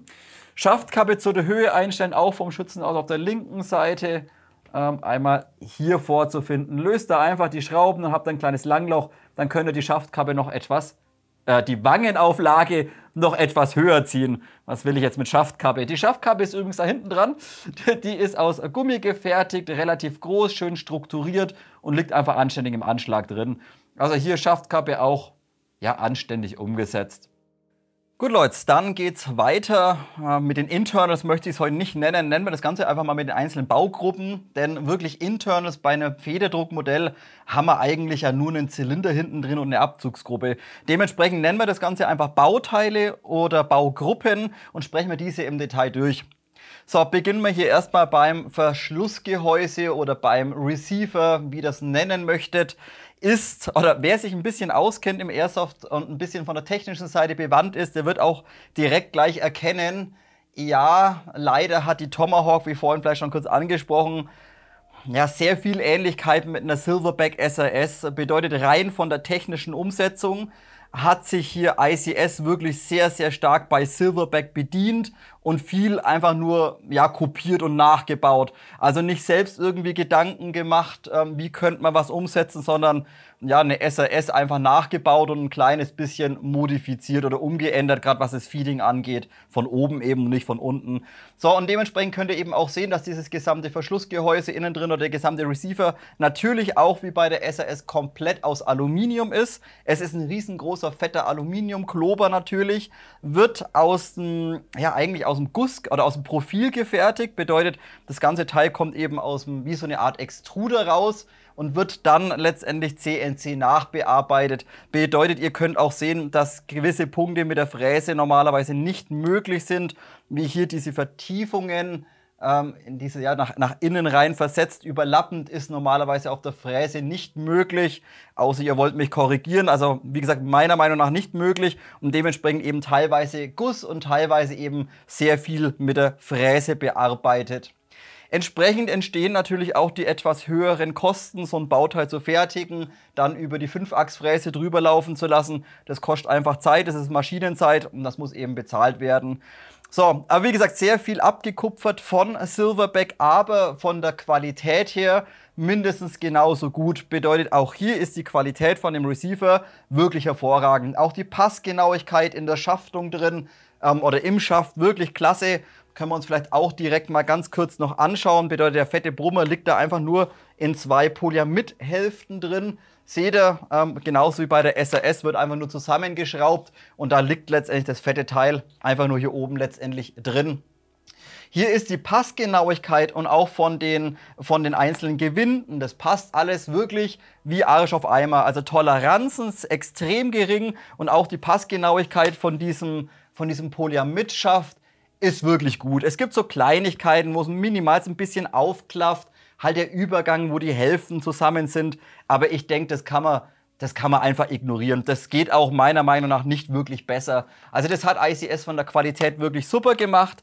Nur wie vielleicht vorhin schon kurz angesprochen, eben ein Punkt. Ihr seht eben, das sind 2 Hälften und die sind halt wirklich mit extrem vielen Schrauben miteinander verbunden. Bedeutet, ihr habt einfach außen an der Waffe sehr viele Muttern dran, sehr viele Schraubenköpfe. Hätten wir vielleicht noch ein bisschen eleganter vom Design lösen können, aber nichts, was man irgendwie kritisieren kann. Also bei diesen Bauteilen schon mal sehr, sehr gut, muss man sagen. Auch die vordere Klemmung ist in Ordnung, bedeutet, ihr habt letztendlich an eurem Rohr oder am Outer habt ihr auch einfach hier unten wieder so eine kleine Kerbe einmal drin oder ein kleines bisschen so eine Rundung drin, wo später letztendlich dieser halbe Pin, also quasi diese Schraube, das ist kein runder Pin, sondern der ist nur halb vorhanden. Und wenn ihr den einmal dreht auf Lock, fahrt ihr einfach mit der Rundung dann hier rein und sichert sozusagen den gesamten Outer im Receiver drin. Zusätzlich habt ihr dann vorne eben noch die Klemmung drauf. Das ist letztendlich nichts anderes wie so eine kleine Aluminiumschelle. Sitzt hier vorne drauf und klemmt ihr dann letztendlich einfach nur über die Schrauben zusammen und quetscht dementsprechend euer Rohr eben im inneren Bereich ein. Wie vorhin schon kurz angesprochen, hier schreiben sie auch drauf, maximal 5 Newton. Ich weiß jetzt nicht, ob ihr einen Drehmomentschlüssel verwendet, um euer Rohr da zu installieren oder ein Auto zu installieren. Vermutlich nicht. Nur halt aufpassen, nicht mit aller Gewalt zuschrauben, sondern halt leicht handfest. Das langt von der Klemmung und von der Kraft locker aus. Also übertreibt's nicht bei dieser Klemmung da vorne drauf. So, und wenn wir jetzt schon den gesamten Receiver oder eben das Gehäuse da haben, ist natürlich auch das gesamte Abzugssystem genau identisch zur SRS oder zur Silverback SRS. Bedeutet, ihr habt auch ganz normal hier vorne euer Abzugssystem sitzen, wird hier vorne letztendlich dann einmal aufgeschraubt über die Gewinde und dann seht ihr, dass nach hinten zum Sear letztendlich auch einfach nur so eine Stahlstange nach hinten läuft. Bedeutet, hier hinten wird letztendlich diese Stange eingehakt, beziehungsweise ich bin mir nicht mal sicher, ob es wirklich Stahl ist, denn diese Stange ist nicht magnetisch. Also entweder ist es irgendwie Edelstahl oder halt irgendeine Legierung. Auf jeden Fall, wie gesagt, von der technischen Seite exakt genauso umgesetzt. Ihr habt auch hier vorne wieder Langlöcher drin, wie bei Silverback und könnt entsprechend auch den Sear über diese Langlöcher einstellen. Bedeutet, ihr könnt die ganze Abzugsgruppe kleines bisschen verschieben, falls das Modell eben zu früh auslösen sollte oder eben auf Vibrationen auslösen sollte oder ihr einfach den Sear nachjustieren wollt, könnt ihr eben über diese langen Löcher hier in diesem Abzugsgehäuse einstellen oder justieren. Ihr seht quasi, wenn wir hier schieben, verstellt sich hinten letztendlich die Tiefe vom Sear, wie weit dieser in den Pisten reingreift oder eben nicht reingreift. Aufgrund dieser Nachbildung haben wir aber leider auch das gleiche Problem wie bei der Silverback. Das ist dieser schwammige und undefinierte Abzug. Bedeutet, das Abzugsgewicht an sich ist sehr weich. Ihr nehmt aber keinen Druckpunkt wahr und der Abzug wird sehr lang. Bedeutet, ihr zieht dann am Abzug und dann kann diese Stange dann aufgrund der Stange oder der Umsetzung ein bisschen flexen. Bedeutet, die biegt sich ein kleines bisschen durch, bis eben der Druck dann komplett übertragen wird und dadurch wird der Abzug eben sehr lang. Also ihr habt kein definiertes Klick oder so, nicht schön knackig, sondern ihr zieht und irgendwann macht es halt dann ploppen und dann bricht der Schuss. Das ist eben aufgrund dieses Systems, das habe ich euch bei der Silverback damals auch angesprochen, finde ich jetzt vom Abzug her, es funktioniert, aber es wäre dennoch vielleicht ein bisschen schöner gegangen, wenn sie hier ein bisschen weniger Flex rein konstruiert hätten. Zum Beispiel irgendwie ein großer Vierkantstahl oder die Stange vielleicht sogar doppelt so dick, damit einfach ein bisschen weniger Zug oder damit das Ganze einfach ein bisschen weniger nachgeben kann. Dann wäre der Abzug vielleicht ein bisschen knackiger gewesen. Aber wie gesagt, nichts, was wir kritisieren können. Dann ist hinten auch der ganz normale Sear einmal drin, ist hier verbunden. Der besteht aus Stahl und wird letztendlich nur mit einem kleinen Pin im Aluminium hier hinten gesichert. Bedeutet einfach ein kleiner Stift durch, der den gesamten Sear festhält. Sollte der also mal abgenutzt sein von der Kante her, einfach den Pin rausdrücken, Sear raus, neuen Sear rein, Pin wieder rein. Fertig, Sache erledigt. Nur eben, um an den Sear und um an das Abzugssystem ranzukommen, teilweise sogar noch ein bisschen umständlicher wie bei der SAS. Bedeutet, ihr müsst wirklich geschätzt, keine Ahnung, 20, 25 Schrauben lösen, um überhaupt an das Abzugssystem und an den Sear eben ranzukommen. Wie gesagt, gerade beim Schaft schon angesprochen, wäre vielleicht auch ein kleines bisschen eleganter gegangen. Der Abzug selbst und ebenfalls der Befestigungsblock ist letztendlich komplett aus Zinkguss gefertigt. Also der fette Block hier, das ist alles Zinkguss, einfach nur mit diesen Langlöchern, wie gerade schon angesprochen. Und auch der Abzug ist letztendlich nur aus Zinkguss. Und das Ganze auch leider nicht zum Einstellen. Das wäre vielleicht auch noch schön gewesen, wenn man hier vielleicht noch Gewindestifte mit angebracht hätte, dass man eben über einen Gewindestift die Vorspannung vielleicht ein bisschen hätte einstellen können oder sowas. Oder sogar den Abzug vielleicht ein bisschen verstellen in der Länge. Das ist bei Silverback mit diesem, wie hieß das Ding damals, mit diesem Match-Trigger, war das alles möglich oder ist alles möglich. Bei ICS, bei der Tomahawk leider nicht. Bedeutet nichts einstellbar vom Abzug. Und ihr seht, hier oben sitzt letztendlich diese Abzugstange nur in diesem Zink-Langloch drin. Mehr ist es nicht. Und auch die Sicherung ist genauso umgesetzt, nur eben nach unten weiter gebogen. Bedeutet hier einfach so ein Stahlblech rumgebogen auf beiden Seiten. Läuft dann hier oben drin quasi. Hier, da habt ihr auch so ein Klicksystem hier unten über diese kleine Kugel und dann nichts anderes ist letztendlich die Sicherung. Also der Abzug wird quasi letztendlich nur von diesem Stahlteil hier einmal blockiert und kann dann letztendlich hier unten nicht aus dem Gehäuse rausfahren, da er blockiert wird. Also relativ, sehr, sehr simpel eigentlich umgesetzt und wie gesagt auch das leider von Silverback kopiert. Einen weiteren Punkt, den ich euch dann vorhin schon kurz angesprochen habe, jetzt aber von der Technik nochmal erläutern möchte. Aufgrund der Kopie von SAS haben sie eben das gleiche Problem beim Repetieren wie eben die Silverback-Modelle. Bedeutet vorhin schon kurz angesprochen, ihr repetiert ganz normal, zieht den Zylinder zusammen mit den Pisten nach hinten. Und jetzt ist es aber aufgrund der Konstruktion der Fall, dass ihr repetiert ganz normal nach hinten. Das geht relativ smooth, je nach Federstärke. Und dann müsst ihr aber hinten natürlich mit der Kante vom Pisten hier hinten, müsst ihr über den Sear drüber fahren. Und ihr könnt jetzt eben sehen, der hängt nur auf dem Pin und auf der Stange. Bedeutet, er ist nicht extra nochmal gefedert, dass er irgendwie leicht nach unten wegklappen oder wegfedern kann, sondern ihr müsst einfach den Druck von der Stange überwinden. Bedeutet, jedes Mal, wenn ihr da hinten dagegen prügelt, seht ihr das? Verbiegt ihr eigentlich sozusagen diese Stange, damit der Pisten hinten arretiert oder einrasten kann. Das finde ich einfach von der Konstruktion, wäre bestimmt auch gar anders gegangen oder schöner gegangen. Bedeutet irgendwie ein Sear, wie zum Beispiel bei den VSR-Modellen oder so, der quasi nur nach oben gefedert wird und wo man über eine Rampe einfach nach hinten zieht, klack, dann hakt er ein und wenn man dann zieht, dann rastet er wieder aus.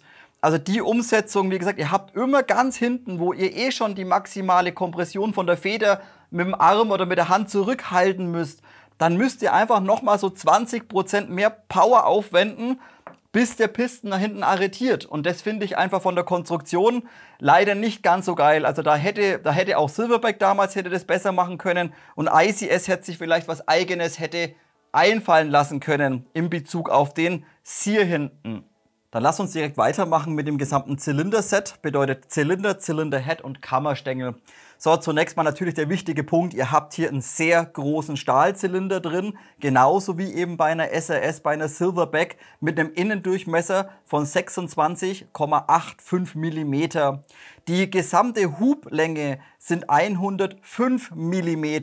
Bedeutet, ihr habt hier unheimlich viel Volumen drin. Hier zunächst mal der eine Punkt, was wieder Fail ist. ICS bewirbt wieder irgendwie 61 cc. Damit kann man nichts anfangen. Man muss es immer in Bezug zur Lauflänge angeben. Aber auch das ist unheimlich viel, denn wir haben hier ein Verhältnis von 4:1. Bedeutet, wir haben die vierfache Luftmenge im Zylinder drin, wie wir im Lauf benötigen.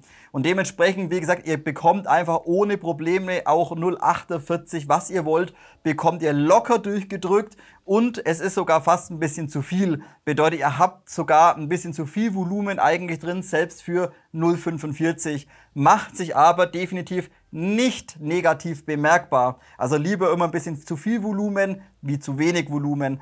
Also das ist rein vom Volumen, ist es wirklich klasse.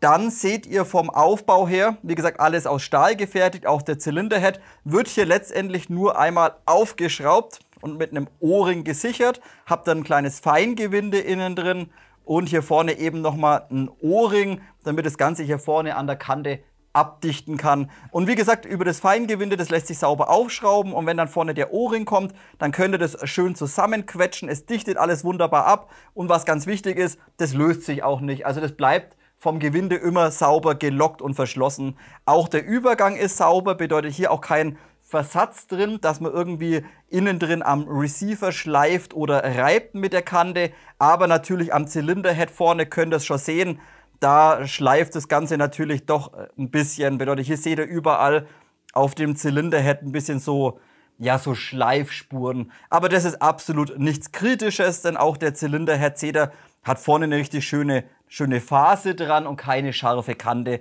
Ich meine, dass da mal ein bisschen irgendwo schleift, ganz normal.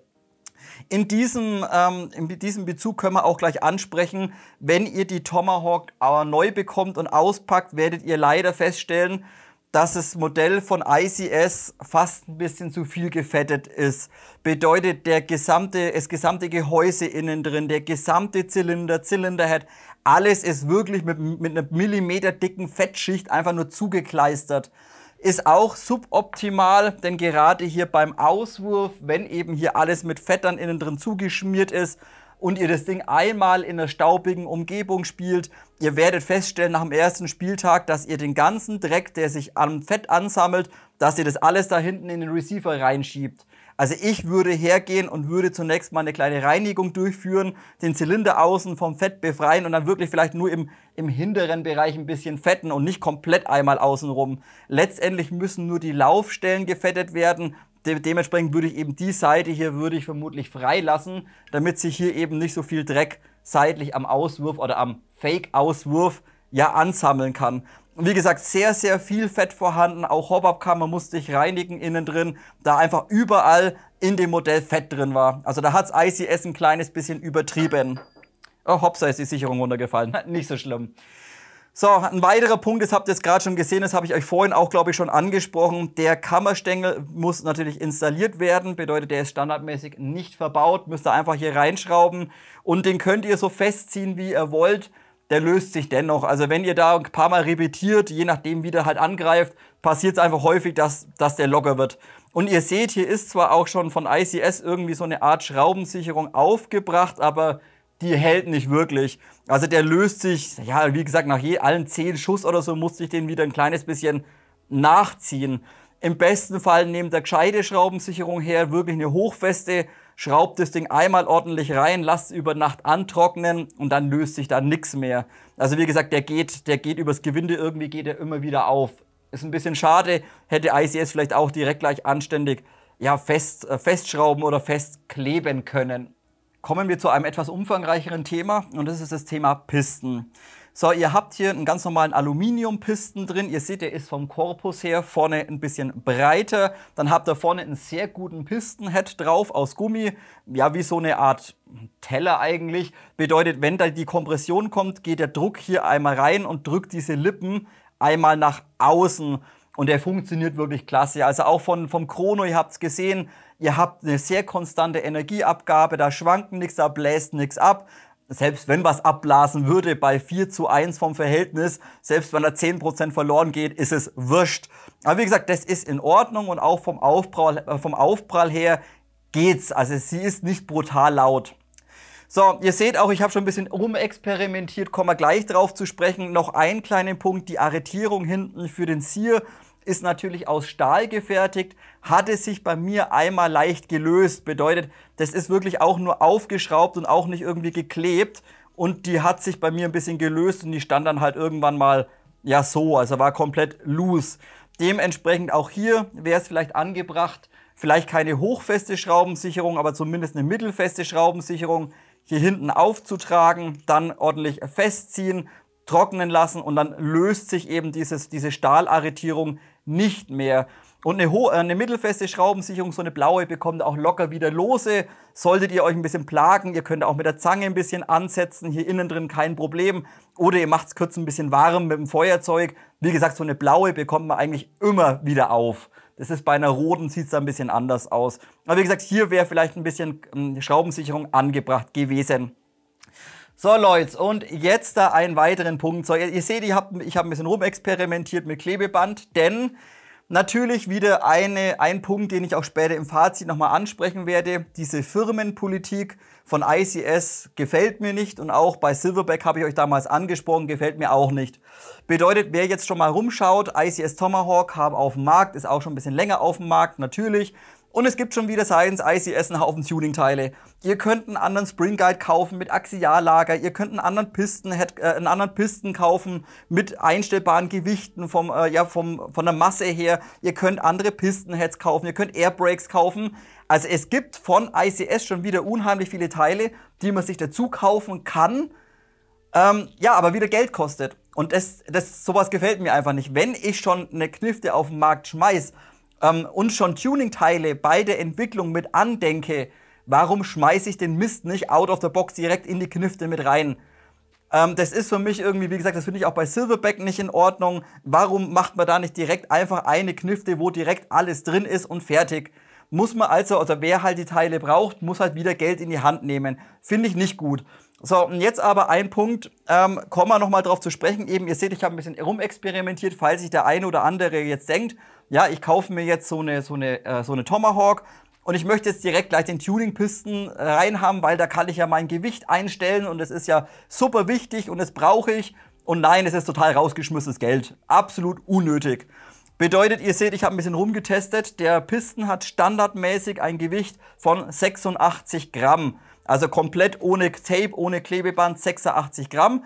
Und ich habe ohne die Spacer hinten mit der Rapax-Feder von Sniper exakt 3 Joule bei 0,45 Gramm. So, jetzt bin ich hochgegangen auf 96 Gramm, Energie gleichbleibend, auf 106 Gramm, Energie gleichbleibend, auf 116 Gramm, Energie gleichbleibend. Also egal wie viel Gewicht ihr da hinten drauf ballert, es macht absolut null Unterschied. Gar nichts. Also bei 0,45 könnt ihr den Pisten genauso drin lassen, wie er kommt. Das macht vielleicht irgendwo Sinn, vielleicht im Ausland oder wer leichtere Kugeln spielt, dass man einen Pisten vielleicht leichter macht, das sehe ich irgendwo ein. Aber diese 86 Gramm Masse machen bei einem Kugelgewicht bei 0,45 Gramm, ja, es macht keinen Unterschied, ob ihr da schwerer geht. Es bringt absolut nichts und dementsprechend absolut rausgeschmissenes Geld. Und warum sollte ich in so einem Modell bei so viel Volumen, warum sollte ich da leichtere Kugeln verwenden? Ist also auch alles rausgeschmissenes Geld, genauso mit der Länge zum Einstellen, dass ihr das Volumen reduzieren könnt. Warum sollte ich das Volumen reduzieren? Wollt ihr in der Sniper 0,3 spielen oder 0,25? Ja gut, Leute, dann ist aber eine Sniper absolut nichts für euch. Also wie gesagt, diese ganzen Tuning-Teile vom Bezug auf Pisten ist absoluter Humbug, könnt ihr darauf verzichten. Was vielleicht für den einen oder anderen noch interessant ist, wäre eben der Pistonhead mit der Airbrake, was sie letztendlich auch von Silverback kopiert haben. Habt ihr 3 Stück dabei. Könnt ihr vorne eben reinstopfen, um eben den Aufprall noch ein bisschen zu dämpfen. Das wäre vielleicht noch eine Option, da so viel Volumen in dem Ding drin ist, macht sich auch diese Airbrake nicht wirklich, macht's nicht wirklich oder reißt nicht wirklich raus. Also ob ihr da eine lange oder eine mittlere Airbrake reinpackt, ihr habt so viel Volumen drin, es beeinträchtigt jetzt die Energie eben nicht so stark wie bei Modellen, die eben weniger Volumen habt. Denn natürlich eine Airbrake kostet euch immer Volumen, da aber so viel Volumen drin ist, ist es wurscht. Also wie gesagt, wollt ihr noch so einen Aufprallpuffer haben, gerne den Pistonhead verbauen mit der Airbrake und dann nehmt ihr halt die mittellange Airbrake, dann wird das Ganze noch ein bisschen rausgepuffert. Aber wie gesagt, alles andere hinten mit dieser Länge zum Einstellen, mit diesen Gewichten, könnt ihr euch sparen, absolut unnötig. Und genauso sieht es ja letztendlich auch wieder beim Spring Guide aus. Bedeutet, ihr habt ganz normal den Stahl Spring Guide hinten drin, habe ich euch vorhin schon gezeigt. Vom Aufbau und von der Konstruktion wirklich mega geil umgesetzt. Einfach von hinten Schaftkappe weg, Klick, Spring Guide raus, Feder raus, andere Feder rein, Klick, Verschluss zu, fertig. Also Umsetzung mega, feiere ich, hat ICS wirklich klasse gemacht. Ist auch komplett aus Stahl gefertigt, das Ganze. Aber natürlich ohne Axiallager hinten drauf. Und ja, auch das wird wieder als optionales Spare-Part angeboten. Bedeutet, wollt ihr einen Spring Guide haben mit einem Axiallager hinten drauf, damit sich einfach die Feder frei drehen kann und rotieren kann beim Repetieren, wodurch auch gewissermaßen das Repetieren leichtgängiger wird, müsst ihr auch wieder Geld in die Hand nehmen. Warum den Spring Guide nicht out of the box einfach rein und fertig? Bisschen schade. So, und dann der nächste Punkt habe ich, glaube ich, auch vorhin schon kurz angesprochen. Hier könnt ihr es noch mal im Detail sehen. Bei der Sniper-Version ist ja bereits out of the box diese Rapax-Feder drin verbaut. Nur eben aufpassen. Standardmäßig sind hier hinten auch noch 2 solche Stahl-Spacer mit drauf. Also so Erweiterungsscheiben. Und wenn diese drauf bleiben, hat diese Tomahawk einfach zu viel Energie. Habe ich euch vorhin im Chrono gezeigt, 3,4 Joule bei 0,45 Gramm BBs ist für die meisten Spielfelder ungeeignet. Bedeutet, ich kenne kein einziges Spielfeld, der euch mit 3,4 Joule damit spielen lässt. Keine Chance. Wenn ihr aber jetzt eben diese beiden Spacer-Ringe hier, welche aus Stahl sind, einfach runter macht und dann die Feder drauf schiebt, dann kommt ihr eben auf saubere 3 Joule, 2,9, 3 Joule bei 0,45 Gramm und dann passt es wirklich super. Nur eben aufpassen, warum Sniper jetzt das so ausliefert mit 3,4 Joule. Wie gesagt, macht sie runter, geht er schnell und einfach vonstatten. Hätte man vielleicht direkt Ablieferung einfach weglassen können, dann hätte das Ding genau 3 Joule gehabt und der Benutzer oder der Spieler hätte entsprechend nicht mehr irgendwie jetzt da was rumbasteln müssen.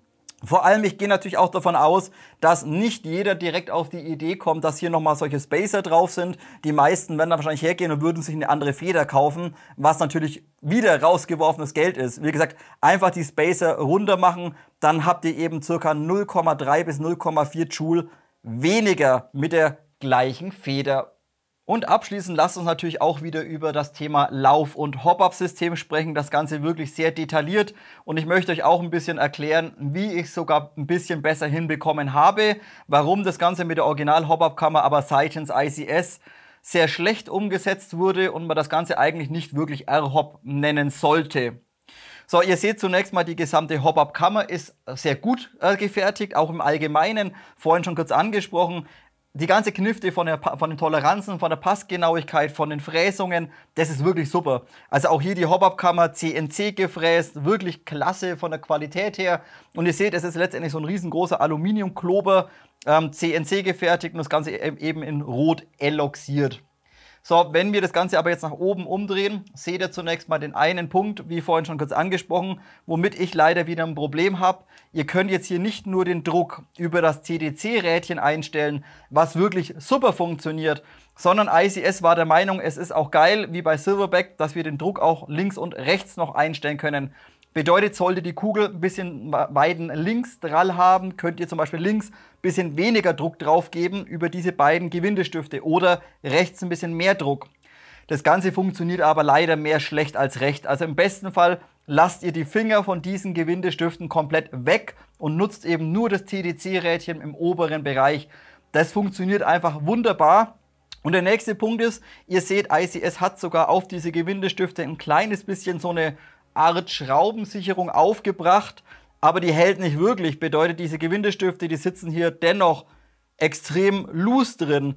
Bedeutet, die können sich sogar von selbst einmal verstellen. Finde ich also nicht ganz so geil. Da würde ich zum Beispiel hergehen und würde hier eben diese ordentlich einkleben. Dann sauber einstellen, damit sie schön plan mit dem Gehäuse sind. Auf beiden Seiten natürlich exakt gleich einstellen, reinkleben, fertig. Und bloß diese Dinger nie wieder anfassen. Also wie gesagt, die werden nicht richtig gesichert oder sowas, sondern die sitzen einfach ziemlich loose in der ganzen Hop-Up-Kammer drin und können dann, wenn ihr ein bisschen Druck drauf gebt, können sie nach einer Zeit sogar wieder sich von alleine wieder verstellen und rausrutschen. Hätte man also komplett darauf verzichten können. Absolut unnötig. Hätten sie einen geilen Tension dazu gemacht. Kommen wir gleich drauf zu sprechen. So, und dann wird die Hop-Up-Kammer letztendlich über zwei Gewindestifte mit dem Outer oder mit dem Rohr verbunden. Bedeutet, hier seitlich seht ihr, da sind zwei Gewindestifte drin. Einer auf der linken Seite, einer auf der rechten Seite. Die nehmt ihr einfach raus und dann könnt ihr bereits die gesamte Hop-Up-Kammer zusammen mit dem Lauf aus dem Rohr oder aus dem Outer rausziehen. Da kann man vielleicht nur kurz direkt ansprechen. Ihr habt im Outer ebenfalls circa hier in der Mitte nochmal eine Laufzentrierung drin. Also da ist so ein Spacer noch mit drin, damit der Lauf da vorne nochmal ausgemittelt und ausgerichtet wird. Also das ist gut umgesetzt. Dadurch müsst ihr halt ein bisschen stärker ziehen, damit ihr eben den gesamten Inner oder den gesamten Lauf eben aus dieser Zentrierung rausbekommt. So, dann habt ihr eben hier einmal eure Baugruppe und jetzt da ist eben auch diese Klemmung hier lose. Also wie gesagt, das ist hier letztendlich auch nur so ein Abstandshalter kann man eigentlich nennen, damit ihr hier mit den Gewindestiften einmal drauf drückt, wenn ihr euren Outer eigentlich festschraubt. Bedeutet, ihr drückt da nicht irgendwie innen auf den Lauf drauf, auf den Edelstahllauf, sondern ihr drückt hier einfach auf dieses Aluminiumteil hier drauf. Das könnt ihr dann einfach nach vorne ganz normal einmal runterschieben. So, und jetzt werdet ihr euch zunächst mal denken, oh, was ist denn das hier seitlich? Das ist aber ziemlich scheiße. Ja, richtig, das ist vermutlich meiner Meinung nach ein Überbleibsel von der Entwicklung. Denn ich glaube, ICS wollte am Anfang den Lauf nur über diese Gewindestifte wie bei Silverback oder wie bei TNT einmal sichern und halten. Haben sie Gott sei Dank nicht gemacht. Bedeutet, ja, da sind Gewindestifte drin, die haben aber keinen Sinn. Also die sind auch nicht irgendwie festgeschraubt, die drücken euch nicht auf den Lauf drauf, nix. Die sind einfach nur drin, braucht ihr aber nicht.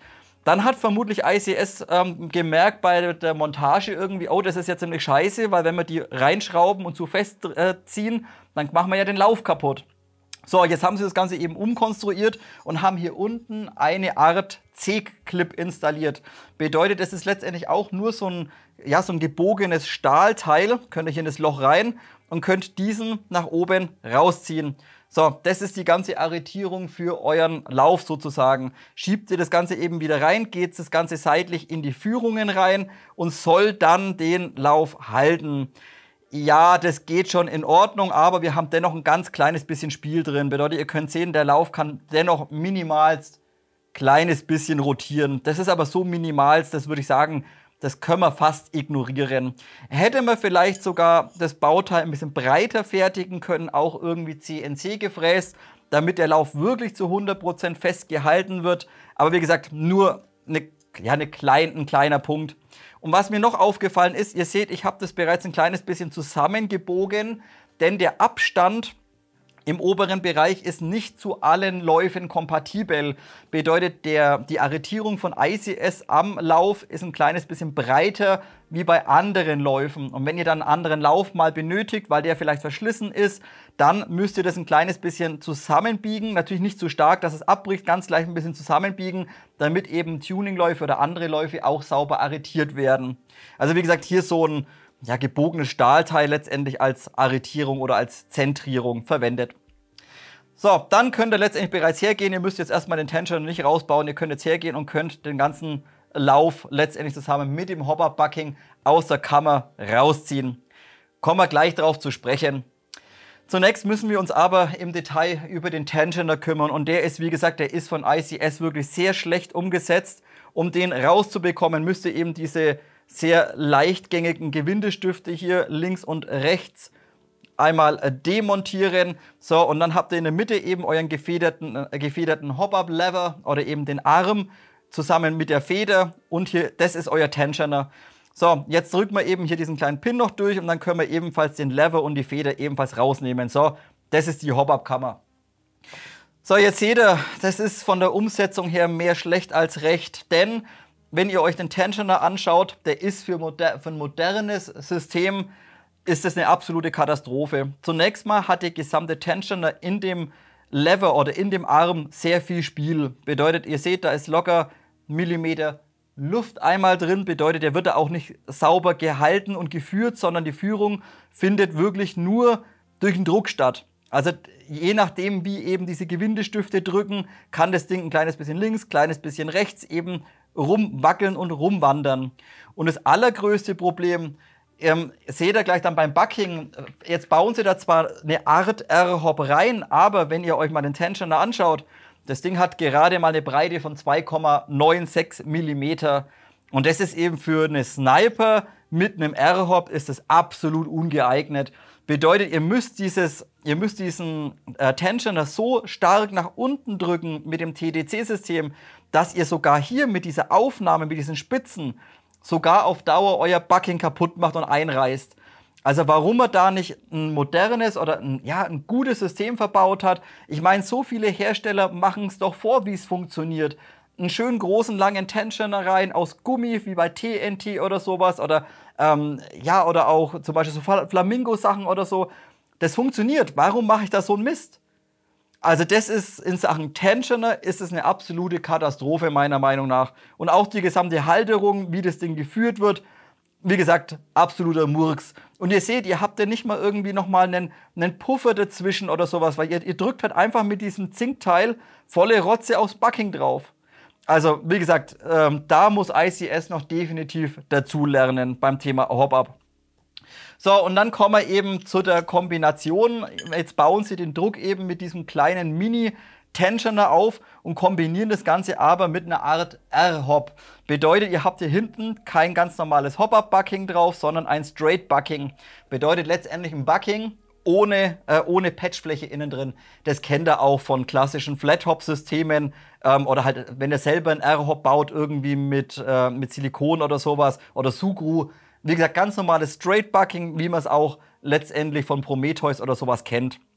So, und jetzt die nächste Besonderheit. Schaut euch mal den Lauf an. Das ist vom Lauf her ist es erstmal gut. Das ist ein kompletter Edelstahllauf. Bedeutet, er ist auch nicht einfach nur beschichtet. Das könnt ihr vielleicht erkennen. Ich habe da mal ein bisschen rumgekratzt mit einem Schraubendreher. Nicht, dass es nur wirklich beschichtetes Messing ist. Nein, das ist wirklich komplett Vollmaterial Edelstahl. Also das ist klasse. Qualität vom Lauf ist wirklich super. Kompletter Edelstahllauf, 6,04 mm Innendurchmesser mit einer Gesamtlänge von 510 mm. Und das ist wirklich super. Nur hinten die ganze Aufnahme ist wieder komplett speziell. Bedeutet, wenn ihr das Ganze umrüsten wollt auf ein Standard AEG-System, wäre es eigentlich deutlich besser, ihr tauscht den ganzen Lauf aus. Kommen wir aber gleich nochmal drauf zu sprechen. Zunächst mal standardmäßig seht ihr eben, ICS hat hier nochmal eine kleine Nut reingefräst. Die Arretierung ist übrigens Standard AEG. Also ihr könnt problemlos AEG-Läufe reinbauen, wenn der mal kaputt ist oder wenn ihr ein anderes Bucking wollt oder ein besseres Bucking wollt. Wie gesagt, ganz normal AEG von der Aufnahme. So, ICS macht hier nochmal so eine kleine Nut rein, zieht einen O-Ring rein, was sehr gut ist, damit eben auch das Straight Bucking zusätzlich nochmal abgedichtet wird. Hier innen drin. Also das ist wirklich klasse. Und dann seht ihr aber beim Thema R-Hop, dass ICS hier hinten komplett außenrum einfach so ein Gummi rumzieht. Und der hat eben dann im inneren Bereich, so jetzt muss man aufpassen, dass wir es nicht kaputt machen. Ziehen wir vorsichtig einmal runter. Und da habt ihr eben im inneren Bereich eure Patchfläche. Es ist letztendlich nichts anderes wie ein R-Hop-Bucking, aber nochmal zusätzlich, ja, als Zusatzteil sozusagen. So, und wenn ihr euch das mal anschaut, das ist bereits jetzt nach circa 200 Schuss sehr stark abgenutzt. Ich hoffe, ich bekomme das ein bisschen scharf gestellt mit der Kamera. Seht ihr das? Das hat mit einer Patchfläche hat es absolut nichts mehr zu tun. Das ist einfach nur irgendwie ein zusammengerubbelter Gummi letztendlich, der auf die Kugel drauf drückt und dementsprechend auch die Hop-Up-Ergebnisse oder die Präzision mehr schlecht als recht ist. Das ist auch ein sehr weicher Gummi, das müsste ca. 50 Shore sein und dementsprechend nutzt sich eben diese Patchfläche innen drin, nutzt sich einfach unheimlich schnell ab. Und dann habe ich euch eben vorhin auch schon gesagt, wenn ihr dann mal im oberen Bereich drauf schaut, da seht ihr sogar schon, da wo eben diese zwei Kerben draufdrücken von dem Tensioner, diese zwei Spitzen. Es ist zwar noch das Bucking dazwischen, das Straight Bucking, aber dennoch seht ihr hier bereits Druckstellen außen und so kleine Riefen einmal drin. Und wie gesagt, das finde ich eben nicht ganz so geil, denn ihr drückt halt jedes Mal dann quasi einfach nur mit diesen Zinkspitzen volle Rotze auf dem Gummi drauf. Auch das Straight Bucking ist unheimlich weich. Auch das müsste letztendlich nur vielleicht ein 50er Bucking sein. Und auch heute muss ich wieder ansprechen, ja, ihr bekommt die Reichweite drauf, keine Frage, aber ihr müsst so viel Druck aufbauen mit diesem Alu-Ding, dass ihr einfach den Gummi oder allgemein diese Patchfläche so schnell abscheuert und abreibt. Das sind heutzutage andere Systeme, sind da leider deutlich besser. Also beim Thema Hop-Up muss ICS leider noch ein bisschen dazulernen. So, und dann denkt ihr euch, okay, dann mache ich halt vielleicht ein besseres Bucking rein oder verbaue halt irgendwie ein gescheites R-Hop-Bucking. Ja, nee, nicht mit diesem Lauf, denn aufgrund des Hop-Up-Systems seid ihr dazu angewiesen, wenn eben die Patchfläche durchgescheuert ist und abgenutzt ist, dass ihr genau das hier wieder verbaut. Denn ihr habt hier außenrum eben nochmal eine spezielle Fräsung, wo sich dieser kleine Gummi letztendlich reinlegt. Und wenn ihr hier jetzt diesen O-Ring runter macht, dann könntet ihr zwar ganz normale AEG-Buckings drüber schieben, euch geht aber sehr viel Luft eben in diese Nut rein. Und das ist suboptimal. Also wenn ihr das Hop-Up optimieren wollt, müsst ihr eigentlich immer auch den Lauf tauschen, da eben nicht gut zu Standard-AEG-Buckings kompatibel. So, und wie am Anfang gesagt, das ganze Review hat leider ein bisschen länger gedauert, denn ich habe auch ein kleines bisschen rumexperimentiert. Was kann man denn machen und bringt es überhaupt was, noch irgendwas abzudaten? So, und dementsprechend bin ich jetzt mal hergegangen und habe eben ein bisschen rumexperimentiert. Ich habe jetzt zunächst, muss ich ansprechen, ich habe leider keinen Tuninglauf mit 510 mm da. Den längsten Lauf, den ich noch übrig hatte, ist irgend so ein, ach, steht sogar drauf, guck mal, das ist so ein PPS-Lauf, also ein sehr günstiger, hat aber nur 455 mm. Also der ist ein bisschen kürzer und dürfte man natürlich so in Deutschland nicht einbauen. Wie gesagt, war nur zum Testen ganz kurz mal drin. So, das ist aber ein ganz normaler AEG-Lauf. So, und jetzt bin ich hergegangen, habe unterschiedliche Buckings getestet. Und zwar habe ich hier ein Bucking gefunden, was wirklich deutlich besser war, allerdings auch so nicht zu empfehlen. Ich habe nur leider kein anderes da. So, jetzt lasst mich das mal ganz kurz provisorisch installieren. Normalerweise müsste man noch ein bisschen Silikonfett drauf rumpinseln, aber sei mal dahingestellt. So, das war eine deutlich bessere Kombination. Bedeutet, ihr seht, das ist ein Bugatti Bucking, aber kein Standard AEG, oder ja eigentlich schon, aber das ist diese MHP-R-Hop-Variante. Bedeutet, ihr habt innen drin eine große Patchfläche, genauso letztendlich wie bei dem, was das gesamte Lauffenster letztendlich abdeckt. Also auch ein R-Hop sozusagen. Kleine Besonderheit allerdings, wenn ihr euch mal das Original-Bucking anschaut von ICS, ich stülp's jetzt einfach mal so ganz kurz drüber, dann ist die Lippe hinten von der Dichtung relativ kurz und sehr, sehr dünn. Wenn wir das jetzt mal vergleichen mit dem Zylinderhead, dann könnt ihr da sehen, dass der Zylinderhead vom Stutzen sehr leicht in diese Lippe reinläuft und sogar ein ganz kleines bisschen Luft noch hat. Bedeutet, euch geht beim Bucking hier hinten an der Lippe, geht euch ein kleines bisschen Luft verloren. Wenn wir das Ganze jetzt mal vergleichen, dieses MHP-Bucking hat ein kleines bisschen eine längere Lippe und die ist auch dicker. Wenn wir das jetzt mal vergleichen, die schmiegt sich hier deutlich besser ran und dieser Stutzen wird einfach von der Lippe enger umschlungen. Bedeutet, ihr verliert hier mit dem Bucking keinen Druck, wie es bei dem Bucking der Fall war. So, und jetzt eben werdet ihr euch denken, ja, warum denn ein 50er? Nein, verbaut hier bloß kein 50er Bucking. Bei so viel Energie müsst ihr mindestens einen 60er nehmen. Habe ich aber leider nicht da, dementsprechend konnte ich nur mit dem 50er testen. So, und jetzt kann ich euch aber sagen, obwohl der Lauf eben 50 mm oder 45 mm, nee, 55 sogar, also kürzer ist, habe ich in der Kombination mit dem Bucking sogar nochmal 0,2 Joule mehr rausbekommen.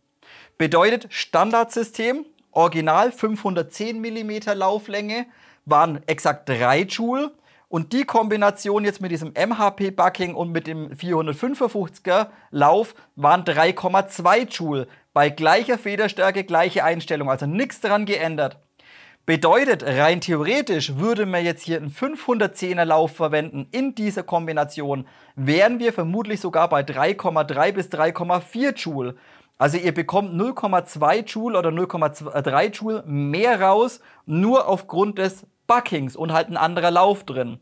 Dann wiederum ist natürlich die Überlegung, dann könnte man jetzt auch von der Federstärke wieder weiter runtergehen, wodurch das System geschont wird, die Lautstärke abnimmt und das System leichter zum Repetieren ist.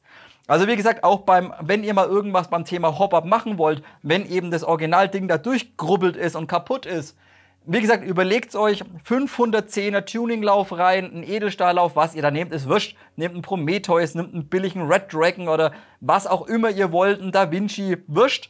Aber als Bucking probiert mal dieses MHP, aber als, wie gesagt, als 60er Version. Also in der blauen Variante ein bisschen härter. Natürlich, das 50er funktioniert auch, aber das wird sich vermutlich genauso schnell durchreiben wie das von ICS. Also damit werdet ihr auch nicht so lange Spaß haben. Nimmt einen 60er, das ist ein kleines bisschen härter. Die Kombination allerdings mit dem Tensioner ist natürlich weiterhin suboptimal und eigentlich nicht für solche R-Hop-Patch-Flächen eigentlich geeignet. Also da wäre es schon angebracht, wenn ICS vielleicht mal eine andere Hop-Up-Kammer mit einem besseren Tensioner-System einmal rausbringt. Ich meine, es gibt bereits Hop-Up-Kammern eine Hop-Up-Kammer von TNT, habe ich, glaube ich, gesehen, habe ich aber keine Erfahrung damit. Wenn jemand von euch vielleicht so eine TNT-Hop-Up-Kammer drin hat oder bereits an seiner Tomahawk ein besseres Hop-Up verbaut hat und gewisse Punkte eben preisgeben möchte, gerne unten Kommentarfeld benutzen, schreibt einfach mal rein, was ihr gemacht habt, wie ihr das Hop-Up optimiert habt, denn wie gesagt, so out of the box war ich leider damit für eine Sniper eher unzufrieden. Gut Leute, das soll es für heute gewesen sein. Review zu der ICS Tomahawk und abschließend gibt es natürlich wieder mein ganz persönliches Fazit.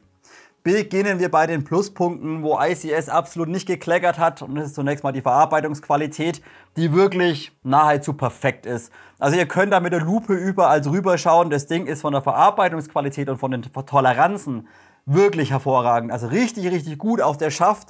Auch wenn es zwei Hälften sind, die zusammengeschraubt werden, ihr habt nirgendwo an der Verbindungsstelle irgendwie eine unsaubere Kante, dass es irgendwie einen Versatz hat von 0,3 mm oder sowas, gar nichts.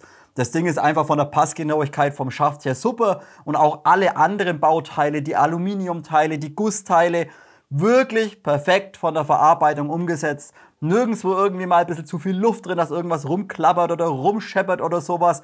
Also hier wirklich Verarbeitung hervorragend. Der zweite Pluspunkt auf meiner Liste ist das Volumen. Wir haben hier ein Verhältnis von 4:1. Bedeutet, ihr habt so viel Luft in dem Zylinder drin, sogar fast ein bisschen zu viel Luft. Ihr könnt problemlos 0,4 durch 0,4, 0,45 oder 0,48 Gramm BBs verwenden. Absolut kein Problem. Allerdings, daher sogar so viel Volumen und zu viel ist, wäre eben auch die Option, dass man eben sogar nochmal mit einer Airbrake arbeitet. Bedeutet, ihr seid jetzt auch bei 0,45 Gramm nicht vom Volumen her irgendwo ein bisschen so am Limit dran, dass ihr mit einer Airbrake dann wiederum zu viel Energie verlieren würdet. Das ist hier nicht der Fall.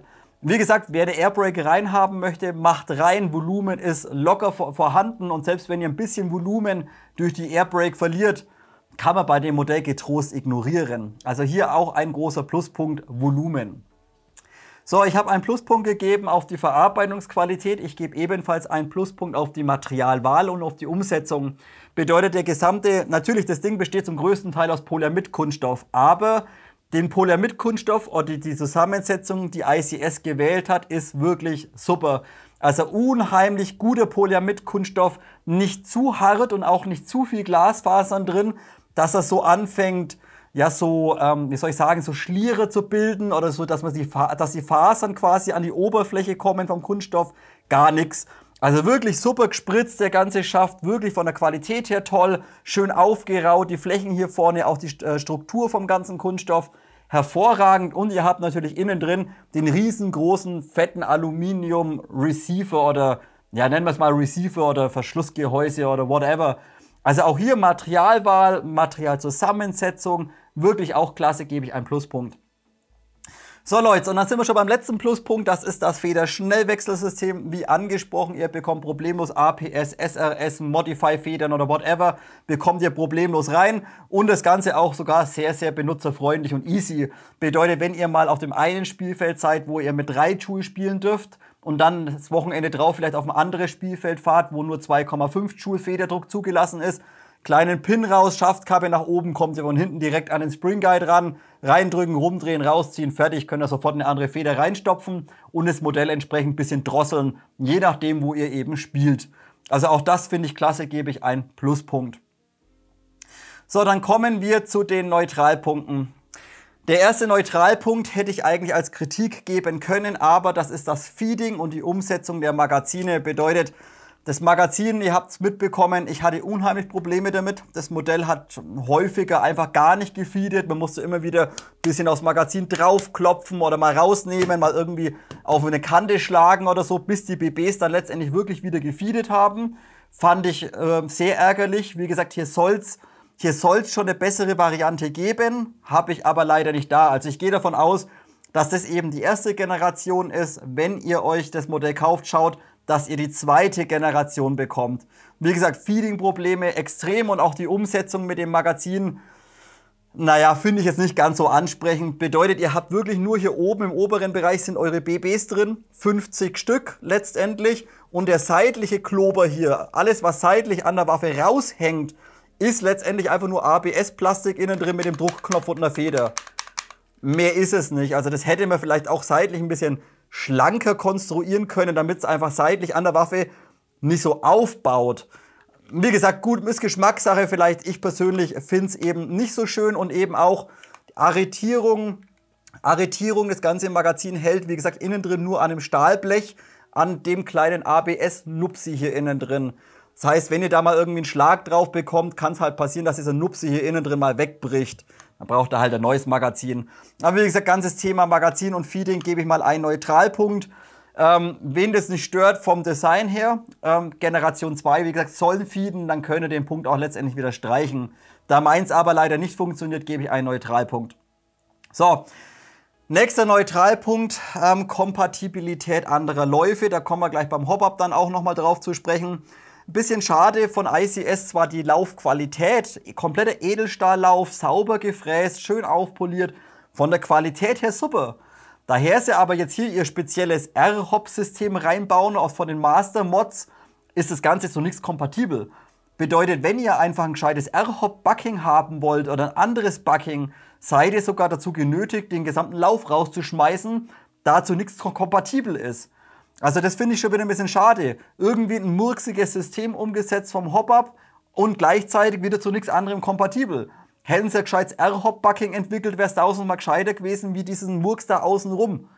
Und wie gesagt, ein bisschen schade, Kompatibilität Lauf, bisschen zu beachten. So, der nächste Punkt ist der lange Abzug, den ich euch noch ansprechen wollte, je nachdem wie stark die Feder ist. Aufgrund der Konstruktion habt ihr eben vom Abzug bis hinten zum Sear eine sehr lange Stahlstange drin. Und wenn ihr dann eben so eine Feder drin habt mit 3 Joule und ihr zieht im Abzug, dann kommt ihr zum Druckpunkt und dann zieht ihr und zieht ihr und zieht ihr und dann wird der Abzug, bis dann der Sear oder bis der Schuss bricht, wird der Abzug eigentlich relativ lang. Bedeutet, ihr habt nicht so einen definierten Punkt, Klick, Klick, sondern er zieht, klong. Und das ist eben der Punkt, aufgrund des kopierten Silverback-Systems dehnt ihr eigentlich diese Stahlstange. Bedeutet, ihr bekommt, ja, ihr überdehnt die eigentlich so lang, bis das Ding halt irgendwann mal aushakt hinten. Wie gesagt, hätte das ganze ICS nicht 1:1 von Silverback kopiert und sich selbst Gedanken gemacht, hätten sie hinten sogar noch einen gefederten Sear irgendwie installieren können, dann hätte man auch nicht das Problem mit dem Überdrücken gehabt. Also hier ein Neutralpunkt, eben Abzug, bisschen lang. Und gleichzeitig gebe ich auch noch eben einen Neutralpunkt, Kopie einer SRS und dementsprechend eben auch das Problem, wie gerade schon angesprochen, mit diesem Überdrücken des Sears von Silverback 1:1 ja, kopiert letztendlich. Wie gesagt, hätten sie sich selber Gedanken gemacht, irgendwie ja, einen gelagerten oder einen gefederten Sear hinten, der wegklappen kann oder nach unten weggefedert wird, dann hätten wir hinten nicht diese 20% mehr Power gebraucht im Arm, um wirklich das System vollständig aufzuspannen. Also hier auch ein Neutralpunkt letztendlich kopiert. So, und dann habe ich noch zwei Kritikpunkte. Der erste Kritikpunkt, das könnt ihr euch natürlich denken, und da habe ich jetzt schon öfters drüber gesprochen in diesem Video. Das Hop-Up ist leider, ja, da hat ICS leider verkackt. Sagen wir es einfach so. Erstens mal, ein R-Hop in der Sniper ist eine gute Idee, aber dann brauche ich halt auch den entsprechenden Tensioner, die entsprechende Länge des Tensioners, um diese R-Hop-Fläche überhaupt bewegen zu können. Was macht ICS? Ballert euch eine sehr weiche R-Hop-Fläche rein und drückt mit zwei spitzen Zinkspitzen letztendlich auf die Patchfläche drauf. Kein Zwischenpuffer oder sowas, kein weicher Tensioner drin und dementsprechend das Ganze, ja, ihr bekommt den Hop drauf, aber ich habe es euch gesagt, nach 200 Schuss mit 0,45 und 3 Joule ist die Patchfläche einfach durch. Also das ist wirklich sehr schlecht umgesetzt, dann auch die Einstellung im Winkel letztendlich links und rechts über die zwei Gewindestifte, das hält nicht, das verstellt sich die ganze Zeit, dementsprechend nehmt am besten nur oben das TDC-Rädchen. Und wie gesagt, gesamtes Thema Hop-Up leider extrem ausbaufähig. Habe ich euch am Anfang versucht ein bisschen näher zu bringen. Ich gehe einfach davon aus, dass ICS oder dass das R-Hop-System von ICS einfach nicht für 3 Joule mit 0,45 Gramm BBs ausgelegt ist.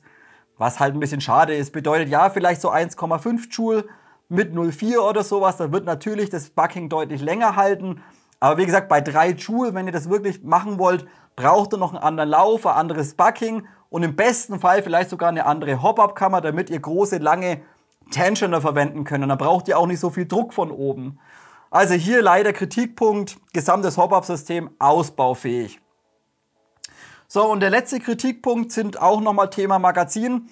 Wenn ihr im Netz mal ein bisschen rumschaut, in Deutschland sind gar keine Magazine verfügbar. Also bei gar keinem Shop habe ich irgendwie ansatzweise Tomahawk-Magazine gefunden. Und selbst im EU-Umland müsst ihr einen Shop finden, wo sie wirklich lieferbar hat. Also zum größten Teil sind die alle sold out und ihr bekommt eigentlich nur dann in Asien wirklich Magazine her. Und wie gesagt, müsst ihr euch vorher informieren, wo ihr eben Magazine herbekommt, denn aktuell leider nicht verfügbar. Und nochmals Wiederholung, achtet darauf, dass ihr dann welche kauft in der zweiten Generation. Wie sich die dann unterscheiden, keine Ahnung, weiß ich nicht. Gut Leute, zusammengefasst, ICS macht hier sehr viel richtig, gerade was die Verarbeitungsqualität angeht, was die Haptik angeht.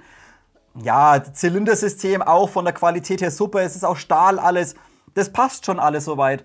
Aber ihr müsst halt überlegen, ihr zahlt dann 600 € dafür und dann kommt eben nochmal vielleicht eine bessere Hop-Up-Kammer dazu, dann braucht ihr einen anderen Lauf, dann nicht kompatibel und nochmal ein anderes Bucking. Das bedeutet, ihr seid dann mit den ganzen Updates, um das Ding wirklich auf Dauer gut spielbar zu haben, seid ihr dann halt irgendwo vielleicht bei 700 bis 750 €. Wie gesagt, eine ganz schöne Stange Geld dafür, dass man halt dann zum größten Teil sehr viel Polyamid-Kunststoff hat. Aber wie gesagt, schlecht ist er nicht. Nur eben Magazine beachten und Hop-Up beachten. Macht euch vor dem Kauf eure Gedanken dazu. So Leute, das soll es gewesen sein. Habt ihr jetzt selbst schon so eine Tomahawk? Habt ihr sehr viel Erfahrung? Habt ihr mehr Erfahrung damit? Wollt ihr irgendwas ergänzen, irgendwas verbessern? Habt ihr eure Tomahawk schon irgendwie beim Hop-Up verbessert? Was habt ihr gemacht? Alles immer unten ins Kommentarfeld reinhauen. Wenn euch das Video gefallen hat, Like, Abo und vielleicht eine Mitgliedschaft auf Patreon dalassen. Ich würde mich natürlich mega drüber freuen. Und wir sehen uns nächste Woche zum nächsten Video. Bis dahin, macht's gut.